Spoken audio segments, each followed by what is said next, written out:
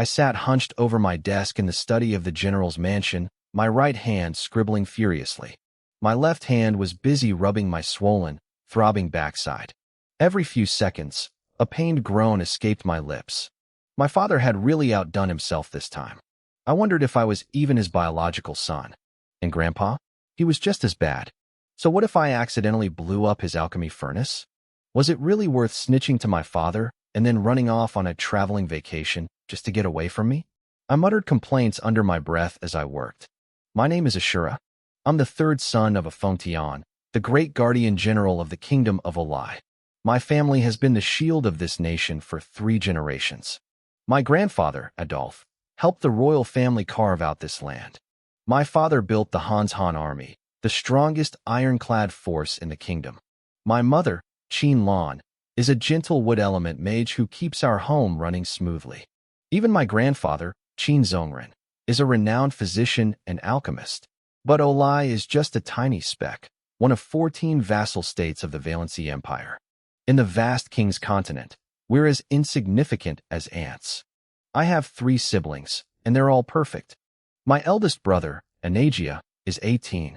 He's a genius in both literature and war, already a first-stage martial master who leads his own troops. My second brother, Asubo, is 15 and obsessed with martial arts. He's already a third-stage martial warrior, set on entering the prestigious Augustus Academy. Then there's my little sister, Azia. At 12, she's already a beauty and a talented wood mage like our mother. Then there's me, the problem child. I've always been abnormally smart. I have a photographic memory and can understand complex concepts instantly. The problem? I never used that brain for anything productive. I didn't care for books or blades. I liked climbing roofs, chasing dogs, and causing chaos. I just wanted to play. I drove away 3 tutors and made 2 others faint from pure frustration. On exam days, I'd just flip through the books for 5 minutes and pass with flying colors just to get people off my back. Eventually, my father got fed up and threw me into the Hans Han army to build character. It was a disaster for them. The emergency drums would roar in the middle of the night, sending generals and soldiers scrambling into formation, only for them to realize an hour later it was a prank. Soldiers would head to the latrines only to have firecrackers explode under them, sending filth flying 10 feet into the air. I smeared butter on the cavalry saddles so the riders would slide off during drills. Everyone knew it was me, but I always had a perfect alibi. I planned every accident meticulously. The breaking point came when a hardened veteran bit into a steamed bun and found a live toad inside. That grown man knelt at our front gates, sobbing his heart out, begging my father to take me back. He refused to get up until I was gone. So, I was dragged home to terrorize the mansion again. My father's veins would pop from stress whenever he saw me. My grandfather Adolf would just chuckle and say I'd be a great man one day. My mother usually shielded me, threatening to kick my father out of bed if he hit me too hard. Even my siblings loved me. They'd kneel and beg for mercy on my behalf every time I got in trouble. I never wanted to learn martial arts because it involved hard work, and hard work wasn't fun. But because I was naturally gifted, I reached the first-stage martial warrior rank just by watching my brothers practice and getting toughened up by my father's beatings. Today's beating, however, was special. I had snuck into Grandpa Chin's alchemy lab and somehow leveled the place. The furnace and the medicine were gone. He caught me red-handed. He used to love me because I memorized medical texts in seconds. He even taught me the family's secret acupuncture technique, which I mastered in a month. But then he saw me using those needles to paralyze the yard dog for a laugh. He was bedridden for 2 weeks from pure rage. When he saw the ruins of his lab today, he finally snapped. He dragged me to my father, dropped me like a sack of coal, and left the city to find his inner peace. My mother was so mad she didn't even try to stop the beating this time. My siblings just looked at the floor. After my father finished swinging, he realized he couldn't beat the rebellion out of me. He sighed, told himself he still had 3 good kids, and barked, "Get to the study. Copy the Book of Rites. No food until you're done." That brought me here. I didn't even need to look at the pages.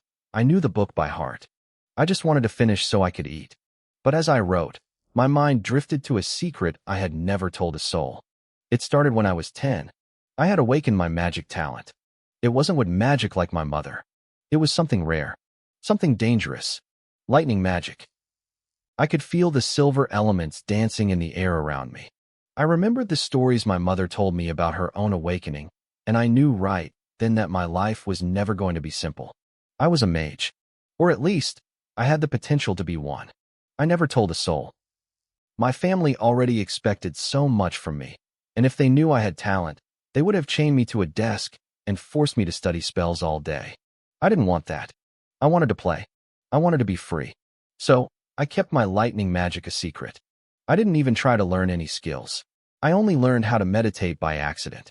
When my mother was teaching my younger sister, Ajiya, the basics of wood magic, I listened from the shadows. That night, I hid under my covers and tried it. Silver lightning elements rushed into my body, dancing with joy. The affinity was incredible. But there was something I didn't notice back then. Along with the silver light, faint streaks of gray magic entered my body and vanished. I was a complete amateur. I had no idea what they were. I just kept my secret and moved on. Nobody in my family suspected a thing. In the King's continent, talent is everything, and it's divided into 5 paths. Breaking through from a mere apprentice to a true warrior is rare.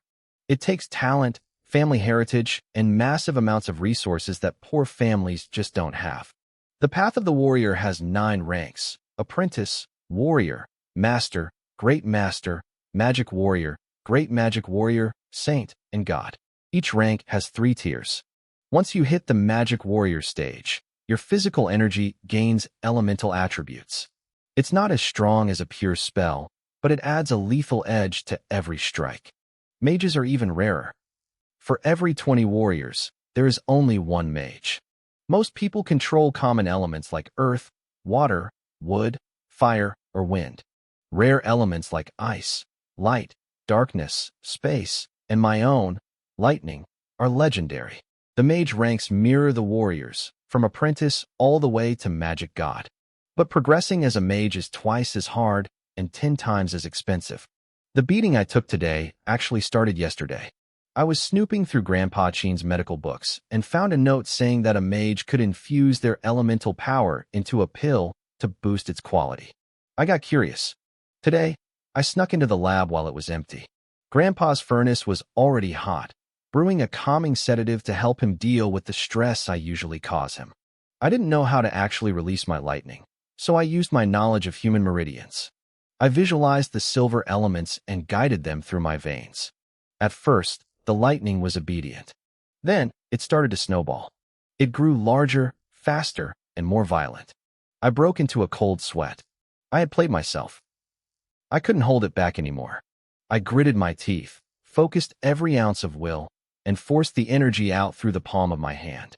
A ball of silver light the size of a grape flickered in the air. It looked unstable. It drifted slowly toward the furnace. I felt a sudden, chilling sense of danger. I didn't wait to see what happened. I bolted for the door and peeked back with only half my head showing. The moment the light touched the furnace, boom. A roar like a thunderclap ripped through the room. Grandpa's favorite rank 3 furnace, made of reinforced deep-sea iron, cracked instantly. The lab was a disaster zone. The medicine was vaporized. I didn't think. I just ran. I needed to be anywhere but the scene of the crime. I almost made it out of the building when I slammed right into Grandpa Chin. He had heard the explosion and rushed back. One look at my shifty eyes told him everything. He grabbed me by the collar and dragged me back inside. When he saw the ruins, his veins nearly popped out of his neck. But then he saw the cracks in the furnace and froze. This furnace was his treasure. Even my father, a Feng Tian, couldn't crack it with a full-power strike. "You little brat," he hissed, trembling with rage. "How did you do this? Tell me the truth." I knew better than to confess. I played dumb. "It wasn't me, Grandpa. I was just walking by when it exploded. It scared me so much I ran. Ask anyone." He knew I was lying. If I had heard an explosion, my personality would have driven me to go watch the chaos, not run away like a guilty thief. I kept insisting it was his fault, that his furnace was just old and faulty. He turned pale from the sheer disrespect. Finally, he handed me over to my father for the beating and left the city to find a new furnace and some peace of mind. Back in the study, the The door creaked open. A small head with twin buns poked through the gap. Third brother. I looked up, dropped my pen, and collapsed onto the desk. I held out my left hand. Finally, I'm starving. Give it here. My sister, Ajiya, giggled. She reached into her robe and pulled out a large piece of braised beef. She sat down, took my pen, and started copying the book of rites for me. We had done this 100 times. Whenever I was punished, she was my lifeline. I shoved the beef into my mouth. So, is Dad still mad? She sighed, her face falling. He's furious. Mom is too. Usually, she tells me to bring you medicine for the bruises, but this time, she only said to bring food. Eat fast. My older brothers are distracting Dad, but I have to go soon. The mention of medicine made my rear and sting all over again. I winced. It's not fair. He has 4 kids, but I'm the only one who gets hit. Am I even his? Just wait. 30 years from now, I'll be the #1 warrior in the world, and then you'll what? A voice boomed. The booming voice at the study door made me freeze. I felt like a mouse caught by a cat. Every hair on my body stood on end. I turned my head slowly, my neck feeling stiff, and saw my father, a foam Tian. He stood there with a face like a thunderstorm. My little sister, Ajiya, panicked. She dropped the pen she was using to help me cheat and stood in the corner, head hanging low. My father walked into the room slowly. He looked at me and spoke. Go on. Keep talking. What exactly will you do after you become the #1 warrior in the world? I saw the cold smirk on his face. Memories of every beating I had ever received flashed before my eyes like a bad movie. I knew if I didn't answer this perfectly, I was about to add another painful memory to the collection. I immediately forced a flattering smile onto my face. When I become the best in the world, I'll fly back to the Owleye Kingdom with glory, I said, my voice dripping with fake enthusiasm. I'll bring honor to the A family name. I'll let everyone know that a tiger father doesn't raise a coward son. I'll tell them my success is all thanks to you, Father. Your brilliant teaching made me who I am. I'll make sure the greatest masters come to you for advice on how to raise such an excellent son. Then, I'll have a dozen kids to grow our clan until the A family is the greatest in the world under your leadership. My father's lip twitched. His eyelid began to throb. I could see his hand shaking. He was clearly fighting the urge to hit me again. Beside him, Ajiya's face turned bright red. She was struggling so hard not to laugh that she looked like she might explode. My father turned to her. Is your magic homework finished? Without a word, she bolted. She vanished out the door and ran for Mom, not even looking back to save me. I cursed her in my head for abandoning me. I looked at my father's stony face and didn't know where to put my hands. I squeezed out a smile that probably looked worse than crying. He stared at me for a long time. I was 14, tall and lean. People said I was handsome, with eyes like falling stars and a strong build, even if I usually had a mischievous grin plastered on my face. My father seemed to realize I was growing up, even if I was still a brat. Maybe he realized he hadn't actually talked to me in a long time. He sat down in the chair at my desk. I stayed standing. My rear end was still in shreds from the beating. Sitting wasn't an option even if he invited me. The room went silent. After a long moment, he looked up. Do you remember? He asked softly. No matter how much trouble you caused, your grandfather always said you were the one who would achieve great things. I had no idea where he was going with this. Well, I muttered. Grandpa was always a good judge of character. The veins on my father's forehead popped. He took a deep breath, calming himself down before continuing. Out of my 4 children, you have the most talent. If you actually focused on your training, you would surpass everyone in this family. I didn't expect a compliment. I answered cautiously. I think my big brothers are pretty talented too. Your eldest brother, Anajia, is talented, my father admitted. But he is the firstborn. Our family has served the military for generations. Someone from the A family must lead the Han army. He spends all his time studying strategy and leadership. His martial arts are decent, but he knows his duty. He never asked to go to an academy to further his skills. He's getting married this year. He didn't give me a chance to interrupt. Your second brother, Asubo, is obsessed with martial arts, but he's stubborn and lacks flexibility. He hit his limit early. We don't have the high-level techniques he needs to grow further. If he gets into Augustus Academy this year, It will be a dream come true for him. And your sister? She's just like you. Too much play, not enough work. Besides, our family doesn't have the resources to support a high-level mage. Your mother is only a third-rank mage because her father spent his life's savings as a doctor to train her. Your sister might do better, but she'll eventually marry into another family. I stayed quiet. I knew he was telling the truth, but I didn't understand why he was telling me. With my brothers around, the family didn't really need me for much. My father saw right through me. The Ally Kingdom is just a tiny vassal state of the Valencia Empire, he said grimly. Our family are just hereditary generals. There is constant war on our borders, and the court officials are always trying to take our power. I've been stuck at the third-rank Great Martial Master level for years. Your grandfather was a second-rank Magic Martial Master in his prime, but injuries from the war dragged him down. We know our limits. For this family to survive, the next generation has to fight for it. The world isn't as kind as you think. Survival of the fittest is the only law. He stood up, patted my shoulder, and left the room without another word. I stood there for a long time. Finally, I picked up my pen and went back to copying the medical texts. For the first time in 14 years, I was quiet. I worked slowly and seriously. I finished just as the sun began to rise. I collapsed onto the desk and fell asleep. My father checked on me one last time before leaving, seeing my brow furrowed even in sleep. He sighed and walked away. I was jolted awake by a scream. Panic erupted in the mansion. Servants were shouting, their voices filled with terror. Help! Someone help! Something happened to the young master. A cold pit formed in my stomach. I ignored the pain in my body and sprinted toward the front gates. A crowd had already gathered. I heard my father's roar of fury, my second brother's cursing, and my mother's hysterical sobbing. I slowed down, my heart hammering against my ribs. I prayed it wasn't what I thought. When I reached the gate, I saw a Subo kneeling on the ground, his eyes blood red. He was cradling a body that barely looked human. It was my eldest brother, Anajia. He was covered in blood. His knees were mangled, the bone gone. He was unconscious, his breathing shallow and ragged. The culprit had just dumped him at our front door like trash. I stood there, paralyzed. Then I snapped. I ran back into the courtyard, grabbed my silver needles, and rushed back to his side. I used my pulse-stabbing technique to stop the bleeding. As I worked, I realized the horror of it. His bones were shattered in dozens of places. They hadn't just broken his legs, they had carved out his kneecaps. I couldn't hold it back anymore. I looked up at the sky and let out a roar of pure, unfiltered rage. Just then, mocking laughter drifted from the street. A young man in silk robes approached, flanked by 4 powerful warriors.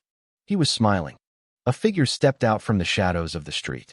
It was a young man dressed in expensive silk robes, wearing a mocking smirk that made my skin crawl.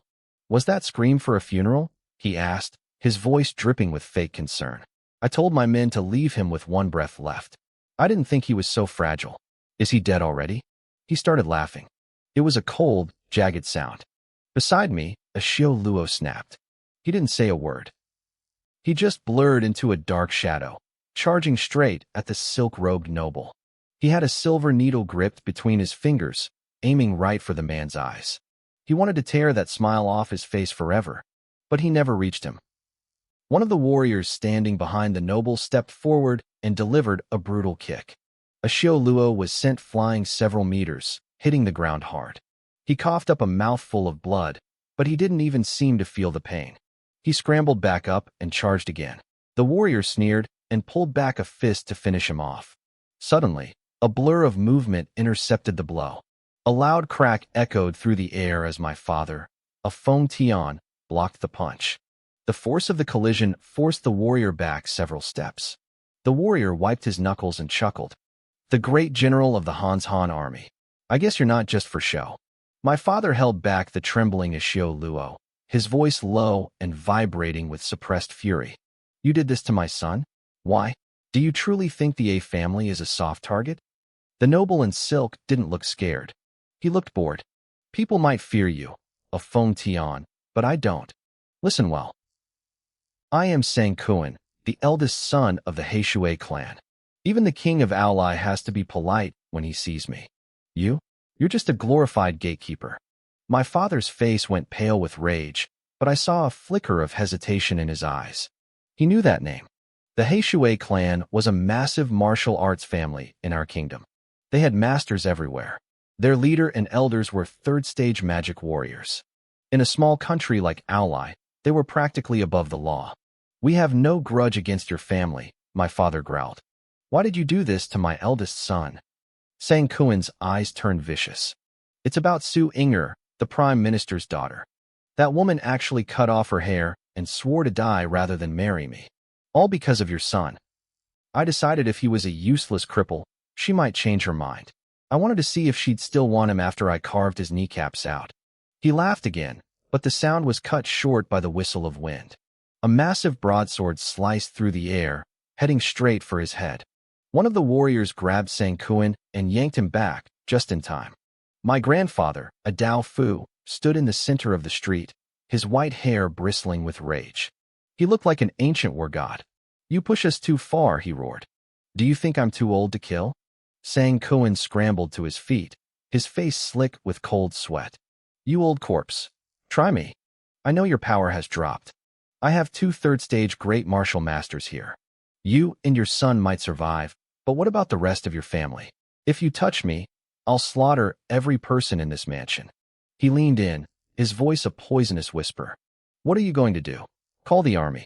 If you move the Han army for a personal grudge, the king will have your head before sunset. Grandfather's hands shook.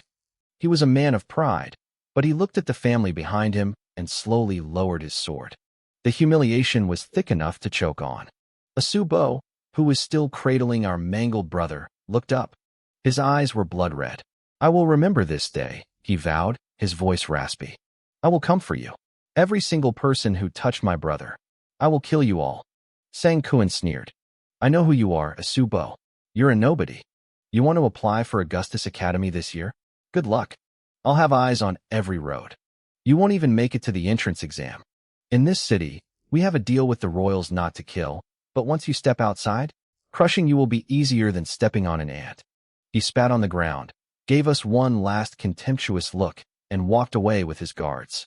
Ashio Luo stood there, eerily quiet. He didn't scream. He didn't move. He just stared at their retreating backs, memorizing their faces.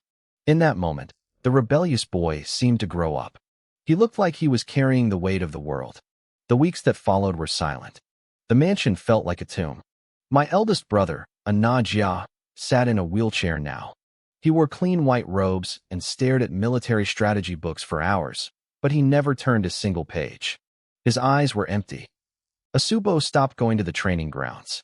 He spent his days drowned in jars of wine, shouting nonsense and crying in the dark. Grandfather spent his time alone in the ancestral hall, whispering apologies to the dead. My mother, Qin Lan, cried until her eyes were swollen. She searched through every old scroll my father had left behind, looking for a miracle medicine to regrow bone. But we all knew that kind of treasure didn't exist in a place like Aulai. Even little Ajiya stopped smiling. She spent every waking hour practicing with magic, hoping to find a spell that could heal the unhealable. As for me, I locked myself in my room for 3 days. I didn't eat. I didn't drink.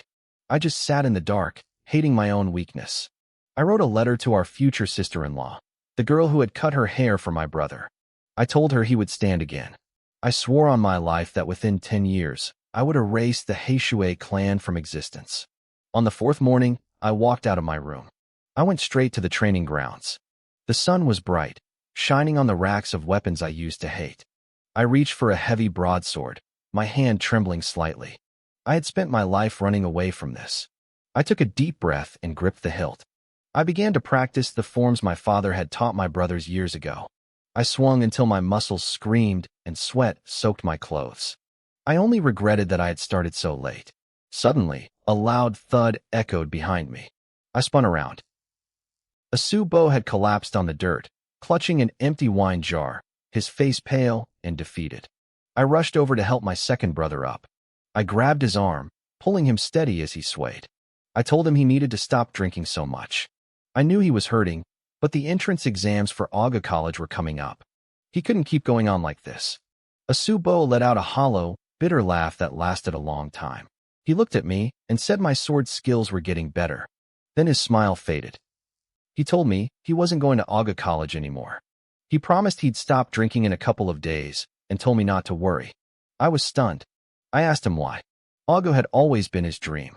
I asked if he was scared of the Heishui clan's revenge. Asubo stared at his wine jar with distant eyes. He said the Heishui clan were enemies he was destined to destroy. He wasn't afraid of them. But our eldest brother couldn't stand up anymore. The A family needed him. Hans Jun's troops needed him. He had to take over everything our brother could no longer do. He had to protect the family. Compared to that, the college didn't matter. He patted my shoulder. He told me my talent was actually much higher than his. He said I was the family's new hope. He wanted me to take his dream with me to college. He wanted me to become a powerhouse that the entire continent would respect. He was counting on me to live out the life he was giving up. I never expected this. With our eldest brother down, my second brother was abandoning his future to stand at the front lines for us. I looked into his eyes and saw the weight of his sacrifice. I didn't say a word. I just nodded heavily. Senaire, do you really want to go to a college to cultivate? A majestic, weary voice spoke from behind us. It was my father, Afontion. He walked toward us, looking at both of his sons with a complex expression. I didn't hesitate. I looked him in the eye and said yes. I told him I would get into Aga College, and when I returned, I would make the Heishui clan pay. My father sighed. He said he had failed as a father and let us down. We both shook our heads. I told him the rise and fall of the family was everyone's responsibility. It was time for us to carry the weight. He looked at me for a long time. I realized I hadn't smiled in days. He told us that Asubo had to stay to take over the deputy general position. There was another reason, too. The Heishui clan had spies in every town leading to Aga College.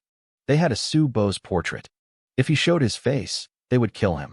I told my father that I could go instead. I was sure I could pass the trial. But my father shook his head again. He said I couldn't go to Aga either. The Heishui clan was watching every route. He and my grandfather couldn't leave the family to escort me, and it was too dangerous for me to go alone. Besides, the entrance requirement for any college was to reach the third rank of warrior or mage before age 16. I was only at the first rank. The exams were less than 6 months away. I wouldn't pass, and the colleges only recruited once every 3 years. By the next time, I'd be too old. I felt a surge of frustration. I thought hard for a moment. I told him there wasn't just one college in the Valency Empire. If I couldn't go to Agu, I would go to St. Gobain College. It was far away, but I promised him I would hit the third rank within 6 months. My father was taken aback by my determination. He told me it wasn't a game. St. Gobain was on the other side of the empire. The journey was long and filled with countless dangers. I had never even left Ally City. He didn't see how I would have time to train while traveling.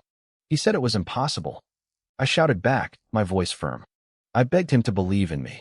I told him I would grow strong there and come back to wash away our family's shame with my own hands.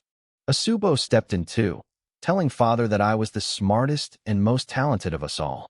My father warned me not to be arrogant. The continent was full of geniuses. He didn't want me to be a frog at the bottom of a well, thinking the sky was small. He closed his eyes and thought in silence. Finally, he said he would support me, but only on one condition. He told me I had to keep a low profile. I had to grow in silence until I was truly powerful. Even if I didn't get into the college, I had to stay away and keep training. He was worried about my impulsive personality. Our family couldn't survive another disaster. I promised him I would stay low. I told him I would play the pig to eat the tiger, hiding my strength until the right moment. He looked at me deeply and told me to meet him at the training grounds at dawn. He was going to teach me the family's secret technique, the Benlay Thunder Fist. Once I learned it, I was to leave immediately. The next morning, I was ready in my training gear before the sun was even up. My father arrived looking exhausted. As he looked at me, standing nearly as tall as him, I saw a flash of pride in his eyes. He didn't know I could see the faint scratch marks on his neck. My mother, Qin Lan, had nearly fought him with her magic staff when she heard I was leaving. But he had no choice. The Heishui clan was pressuring the king of Ally to move against us. My leaving was the safest option. He told me time was short. He began to demonstrate the 8 forms of the Benlay Thunder Fist. He explained every detail, every bit of insight he had gained over the years. I didn't blink. I watched his every move. In this world, skills are ranked from white to yellow. Our family's Benlay Thunder Fist was a blue-tier skill, extremely rare and powerful. It was a fierce, explosive style. When mastered, every punch echoed with the sound of thunder and sent internal energy surging through the enemy's body. At the basic level, you get 2 claps of thunder. At the mastery level, you get 3, each one stronger than the last. I focused everything I had. This was my way out. My father, a Fengtian, had spent 30 years mastering the Benlay Thunder Fist. When he moved, he was fast as a lightning strike and strong enough to shatter stone. Every one of the 8 forms ended with 3 distinct claps of thunder. It was the peak of the technique. He finished his demonstration, calmed his breathing, and turned to me. He asked me how much I remembered. I told him I remembered everything. He looked skeptical, but he knew my memory was sharp. He told me to give it a try and not to worry about making mistakes. I stepped forward, feeling the weight of the moment. I replayed his movements in my head and then exploded into action. My father's face was stern at first, but as I moved, his expression shifted to pure shock. My form was perfect. Every detail was exactly where it needed to be. Then came the final punch. A sharp crack of thunder echoed through the training grounds. I was thrilled. I knew that sound meant I had succeeded, even if it was only on the final move. I turned to my father for feedback, but he was frozen. His mouth was hanging open. I had to call out to him twice before he snapped out of it. He asked if I had practiced this before. I shook my head and told him the truth. I used to hate martial arts. Just watching people train gave me a headache. My father took a long, deep breath to steady himself. He told me to keep practicing until every single punch produced a thunderclap. Only then could I leave. He turned and walked away with his hands behind his back, but I saw his knuckles were white. I didn't realize it then, but I had just crushed his pride. It had taken him 8 days to get his first thunderclap. My eldest brother took 4. My second brother took 7. I had done it on my very first try. I didn't stop training. I stayed on that field all day and through the night. When the servants brought me food, I wolfed it down and went right back to work. I didn't notice the figures watching me from the shadows. My grandfather was there. My brothers were watching. Even my mother stood in the distance. They stayed silent as I pushed myself to the limit. When the first light of dawn hit the grass, I threw the 8 forms one last time. 8 punches, 8 claps of thunder. I collapsed on the ground, laughing like an idiot. For the first time, I understood the joy of power. By noon, I was in my room packing. I had to reach St. Gobain College for the entrance exams, and I was running out of time. My grandfather, a Daofu, walked in and handed me a belt. It was a storage artifact, a reward from the king for his years of service. It was his greatest honor, and now he was giving it to me. I tried to turn it down, but he stopped me. He told me it was just a tool and that I needed it more than he did. I strapped it on and felt the space inside. It was small, about the size of a study room, but it was enough for my weapons and supplies. My mother, Qin Lan, came in next with a wooden box. She looked at me with a complicated expression. I was the child who caused her the most trouble, but I was also the one she loved to spoil. She gave me healing pills and a set of silver needles. Usually, I would have plugged my ears to escape her nagging, but this time, I stayed and listened to every word. Then my brothers arrived. Asubo wasn't drinking for once. He looked like the warrior he used to be. He handed me a pair of twin blades, sharp and perfectly balanced. My eldest brother, Anagia, sat in his wheelchair and handed me a heavy bag of gold. I froze. I knew this was the money intended for his wedding, the marriage the Heishui clan had destroyed. He forced a smile and told me to take it. He said he had no use for it anymore. I looked at the man who had always protected me and taken the blame for my mistakes. I took the gold and promised him it was an investment. I told him I would return it 100 times over once I became a powerhouse. This was my promise to my family. This was the start of my journey. Anagia looked at me, a mix of laughter and tears in his eyes, and nodded deeply before handing over the heavy bag of coins. Suddenly, a small, pale hand reached out toward me. My sister, Ajia, was clutching a few gold coins, her face still streaked with tears as she sniffled. She told me she wanted to invest in me, too. She said I had to pay her back 100 times over once I became a powerhouse. I pulled her into a hug, then took the coins from her trembling hand. I promised her that I was a man of my word and that one day, I'd return with a massive bag of gold just for her dowry. She finally smiled through her tears and hid her blushing face in our mother's arms. Our family had always been frugal, spending extra money only on pensions for disabled soldiers. These few coins were the New Year's money she had saved for years. It was everything she owned. I packed the last of my things and turned toward the door. My father, a Fengtian, looked like he wanted to say something, but the words stayed trapped in his throat. I looked at them all one last time, trying to etch their faces into my memory. I told them to wait for me, that I would return strong enough to protect this family. Without looking back, I ran and leaped over the high courtyard wall. I knew the Heishui clan had spies watching our front gate. I couldn't let them see me leave. As I landed in the shadows of the alley, a cold fire burned in my chest. The Heishui clan had forced me to flee my own home like a thief. I swore that when I returned, I wouldn't just walk through the front door. I would tear down their ancestral hall. I moved through the city like a ghost.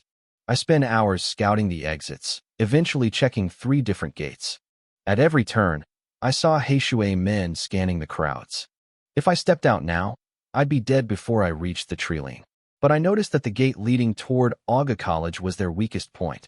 I looked at the bustling market nearby, and a plan started to form. I retreated into the shadows of a narrow alley and waited. A few moments later, a group of kids ran out of the city to play. Not long after, they came sprinting back into the crowded market, waving silver coins in the air and screaming at the top of their lungs. They yelled about finding silver coins in the grass outside the walls. One woman, a street vendor, grabbed her child and bit one of the coins. Her eyes went wide. It was real. The news spread like wildfire. A silver coin was enough to feed a family for a month. Within minutes, the market turned into a stampede. People dropped everything and sprinted for the gate, desperate to find the treasure. The Heishui guards were completely overwhelmed. They couldn't check a single person as the massive crowd surged past them. I blended into the chaos and ran with the mob. Once I reached the woods, I slipped behind a massive tree and watched the madness from afar. I had given those kids the coins and told them exactly what to say. I even left a few more coins in the alley for them to find later as a reward. I took a deep breath, adjusted the twin blades on my back, and set my sights on Saint-Gobain City. I avoided the main roads, sticking to narrow paths and dense forests. It was safer, and it gave me a chance to hunt. I needed to reach the 3rd rank of the warrior realm for the college entrance exams, but the beasts were few and far between. Instead, I kept running into bandits. At first, I showed mercy. That changed the day I found a young girl, no older than my sister, who had been brutalized and killed by a gang of thugs. After that, I stopped hesitating. I realized that sometimes, killing was the only way to save people. 3 months passed. One night, I sat by a small creek, roasting a wild wolf for dinner. Back home, I loved experimenting with food, but wolf meat was tough and bitter. I had changed. The mischievous grin I used to wear was gone, replaced by a sharper, more dangerous smile. I had reached level 52, my cultivation flowing as naturally as water. The solitude was the hardest part.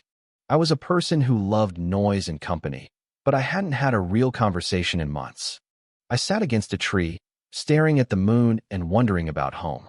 I wondered if my grandfather had returned, if my brother's legs were healing, and if his fiancée was still waiting for him. I whispered these thoughts to the wind until I finally drifted off to sleep. The next morning, I woke up with the sun and headed toward a place called Linquan Town. I was finally clear of the Heishui clan's immediate reach. Walking through the mountains was too slow now. I needed a mount if I wanted to reach the college on time. Linquan was a small town famous for a spring that supposedly granted strength and long life. Being curious, I found the spring and took a long, deep drink. When I looked up, I saw a cow kneeling right next to me, drinking from the same pool. I wiped my mouth and sighed. So much for sacred water. I made my way to the stables. A skinny man in his 40s with a goatee scurried over to me. Despite my dusty clothes, he seemed to sense I wasn't an ordinary traveler. He introduced himself as Chaha and bowed low, his voice dripping with forced politeness. He asked how he could serve me. and I told him I needed a mount. He led me toward the sales floor, and for the first time in my life, I prepared to choose a beast of my own. The beast pins were filled with every kind of mount imaginable. There were rows of standard horses, but also more exotic creatures like wind wolves, earth dragons, and even tamed flying beasts. Most of these magical beasts wore jade bracelets around their necks to suppress their wild nature and force them to obey. I knew that the higher the rank of the beast, the harder it was to tame unless you raised it from a cub. Powerful families kept these creatures for war, and I'll admit, seeing them made my heart race. I imagined how imposing I'd look riding a massive magical beast into battle. But I had to be realistic. I wasn't strong enough to suppress a high-level beast yet, and drawing too much attention was a death sentence with the Heishui clan hunting me. I turned to the man with the goatee. I told him I just wanted a longma, a dragon horse crossbreed. I needed speed above all else. Chaha looked a bit disappointed. He probably thought I was a big spender looking for a dragon, but he quickly regained his professional mask. He told me they had a longma that was truly extraordinary, a beast capable of covering 1,000 miles in a day. The catch? No one had been able to tame it. My interest was piqued immediately. I told him to show me. He led me to a heavy stable where a massive black horse was tied up. Its coat was pure ink, without a single stray white hair. It was magnificent. 2 large men were currently taking turns lashing it with whips, trying to break its spirit, but the horse just screamed in defiance. Even in its cries, I could hear an unyielding will. I told the men to stop. I walked around the black horse, inspecting it from every angle. The horse noticed me, a black-haired kid circling him like a predator, and let out a disdainful snort. He actually looked down on me. I liked him instantly. I looked at Chaha and told him to leave the room. I said I needed to have a chat with the horse. Chaha looked stunned, but he didn't argue. He took the trainers and walked out. Once the door closed, I looked at the horse and grinned. The horse saw my smile, and, for some reason, he looked a little worried. I leaned in and asked if he could understand me. He just tossed his head back, ignoring me. I reached into my pack and pulled out a small bundle. I told him I'd studied a bit of medicine and had a set of silver needles. I wondered aloud if they worked on horses. I told him I wanted him to experience the joy of acupuncture. The horse was smart, but he had no idea what acupuncture was. He probably thought the needles were just tiny torture devices. I pulled out the first needle. I told him I was going to make his back left leg go numb. Before he could react, I flicked the needle into a specific pressure point. He didn't feel pain, but his legs suddenly gave out. He nearly toppled over. He stared at me, eyes wide with terror. I pulled out a second needle. I told him the right leg was next. Another flick, and his other back leg went limp. Now he was sitting on the ground like a dog, struggling to stand. I slowly drew a third needle and gave him a wicked smirk. I told him I'd forgotten he had a fifth leg between his thighs and suggested we numb that one next. I made a move to throw it, but the horse lunged forward and clamped his teeth onto my sleeve. He wasn't biting me to hurt me. He was begging. He looked at me like I was a little demon. Slowly, he lowered his front legs and knelt before me in total submission. The next day, I was back on the road. I was riding through a dense forest, my 2 blades strapped to my back. My new partner and I had been running at full speed all day, and neither of us was tired. I patted his neck and called him Hey Tan, or Black Coal. He let out a frustrated snort. He hated the name, but he hated my needles more. As the sun began to set, I told him to find some water so we could camp. I hopped off, my inner thighs aching from the long ride, and let him graze. I wasn't worried about him running away. The jade collar and the memory of the needles kept him loyal. I headed into the woods to hunt for dinner, but the forest was eerily quiet. No rabbits, no birds, nothing. I'd become a decent hunter during my travels, and this silence felt wrong. Suddenly, I heard a rustle. I scrambled up a massive tree, drawing a short blade and hugging the trunk. I slowed my breathing until I was practically part of the bark. A group of figures emerged below. They were draped in heavy black robes with deep hoods that hid their faces. They stopped just below my branch. The leader had a raspy, grating voice. He pointed toward the road and said it was the path the little midgets had to take. He ordered his men to set up a ghost lock array and warned them not to let a single soul escape. The robed men moved with the grace of high-level martial artists. They began digging holes, carving magical runes into the earth, and burying energy boxes. I watched everything from my perch. I remembered reading about arrays in my grandfather's books. Every array needs a core, the heart of the formation and its only weakness. After about an hour, the leader looked at the work and nodded. He took 8 steps right, 9 steps back, and hammered a small black flag into the ground behind a tree. The moment the flag hit the earth, a chorus of ghostly wails erupted from the forest before falling into a deathly silence. The leader let out a chilling cackle, and with a wave of his hand, the entire group vanished into the shadows. At first, I thought they were Heishui assassins, but this was something else entirely. They weren't here for me. Still, I was terrified. I knew they were hiding nearby, waiting for their prey. If I moved, I'd be spotted. My biggest fear was Heitan. If that stupid horse came looking for me, we were both dead. I didn't think my level 52 cultivation would be enough to survive this group. I spent the entire night hugging that tree, paralyzed with tension. Luckily, the horse stayed put. As dawn broke, I had only one thought. I needed to get out of this cursed place and get to St. Gobain College before I got caught in someone else's war. The surrounding forest remained eerily silent. Not a single bird chirped, and even the insects had gone quiet. I had no idea where those robed men were hiding, but the tension in the air was thick enough to choke on. I stayed huddled in my tree until noon, my eyes heavy with exhaustion. Just as I started to drift off, the distant sound of galloping hooves snapped me awake. I strained my eyes toward the end of the path. A caravan was slowly emerging from the tree-line. As they drew closer, I realized they weren't human. It was a group of dwarves. 10 heavy wagons loaded with goods were being escorted by about 20 dwarf warriors. They were short but incredibly stout, dressed in thick leather armor with massive, bushy beards. Every one of them carried a heavy battle axe. The leader was a sight to behold.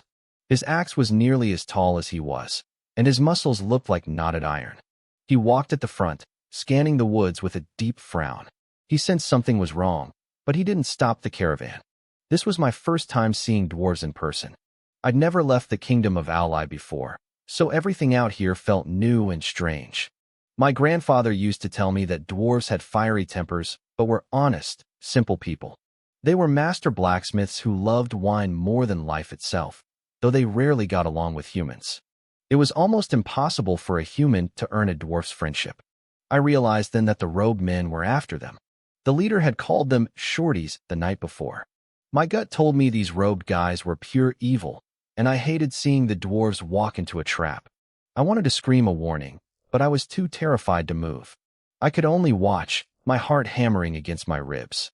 When the caravan entered the center of the clearing, the horses suddenly reared up, refusing to move another inch. The dwarf leader raised his hand, signaling a halt. His warriors immediately raised their axes, forming a defensive circle and glaring into the shadows. "You shorties finally showed up," a gravelly voice hissed. "I've been waiting a long time." Black-robed figures stepped out from behind the trees, surrounding the caravan. The dwarves didn't look scared. If anything, they looked eager for a fight. The leader slammed his massive axe into the ground, the impact making the leaves on the trees rattle. "Who are you?" he roared.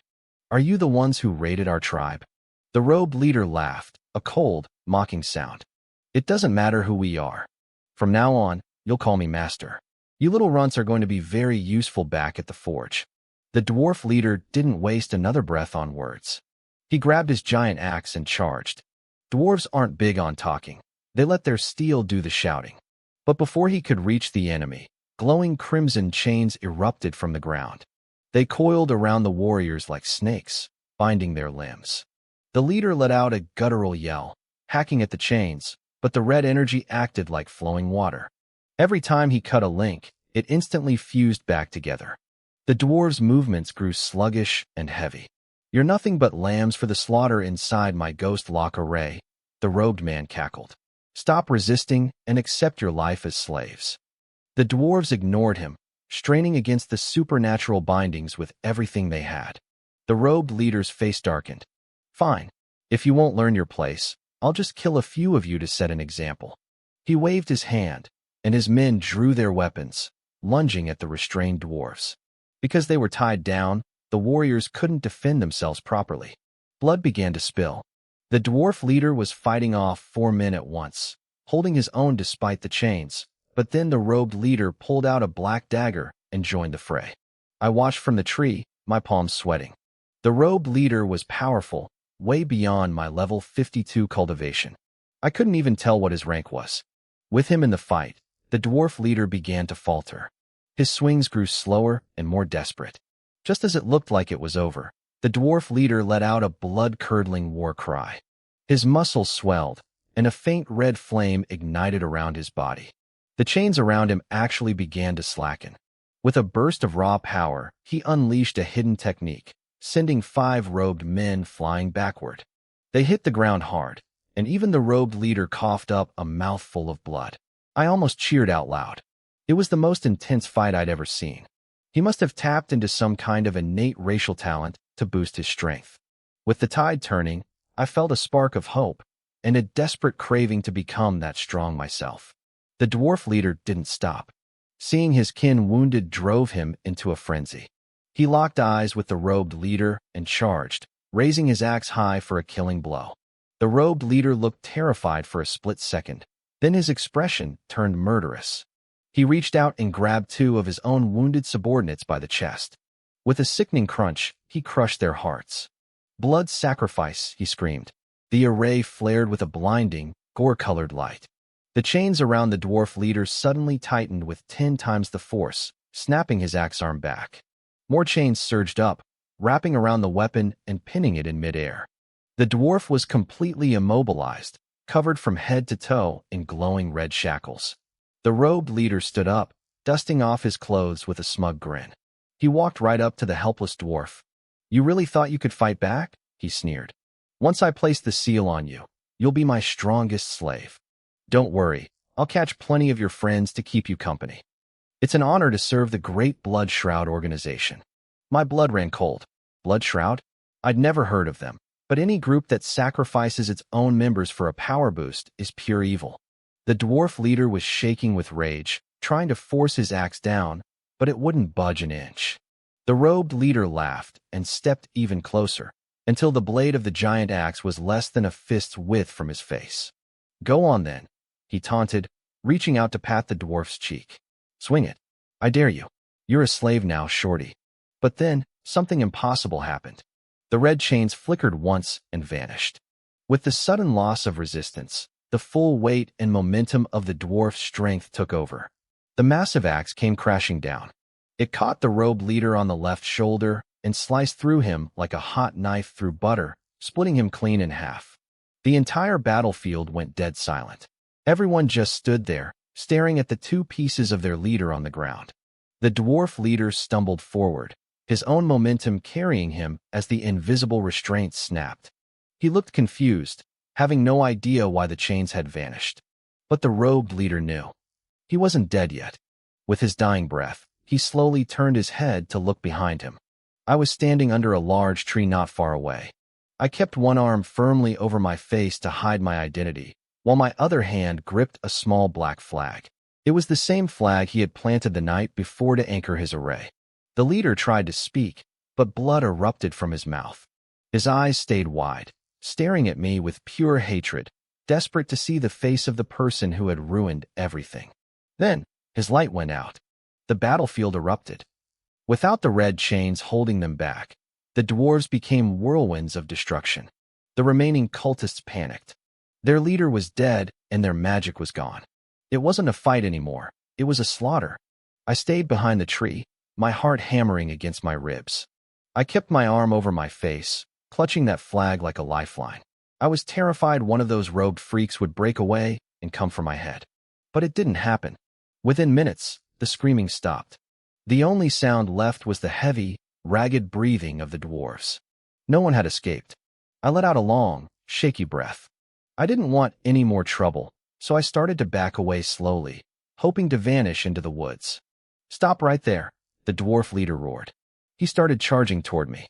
I'd seen what his charge could do to a human body. He wasn't holding his axe this time, but the sheer pressure of his movement made my blood run cold. My back hit the tree. I couldn't move. He skidded to a stop in front of me, His eyes narrowed with suspicion.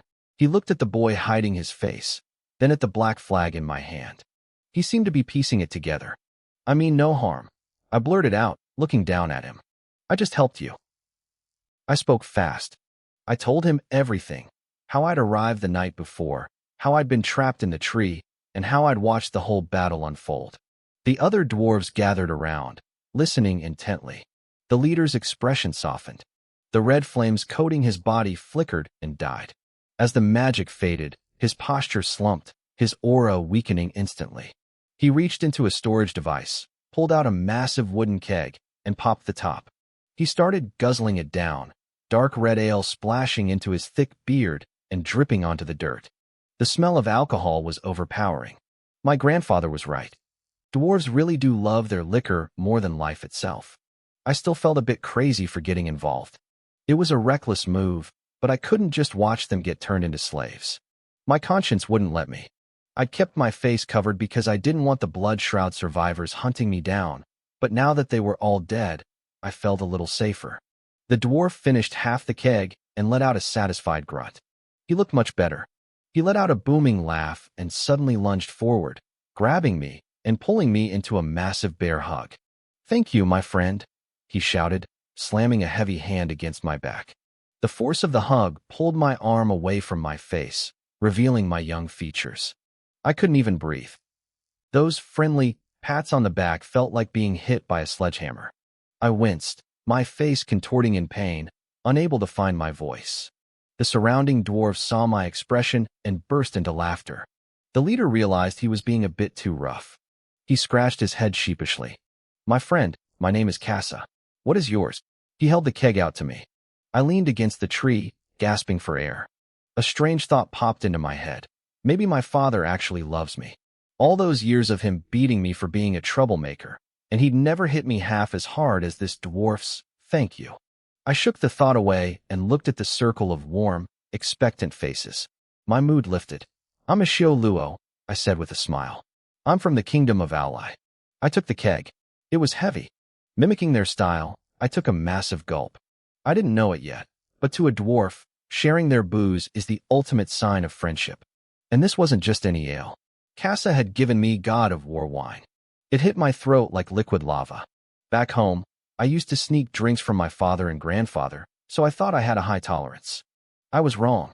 My face turned bright red instantly. My blood began to boil. The energy from the wine surged through my limbs, crashing against the barriers of my cultivation. Crack! I froze in shock. That one gulp had pushed me straight into the third rank of the fifth realm. I'd reached the requirement for St. Gobain College.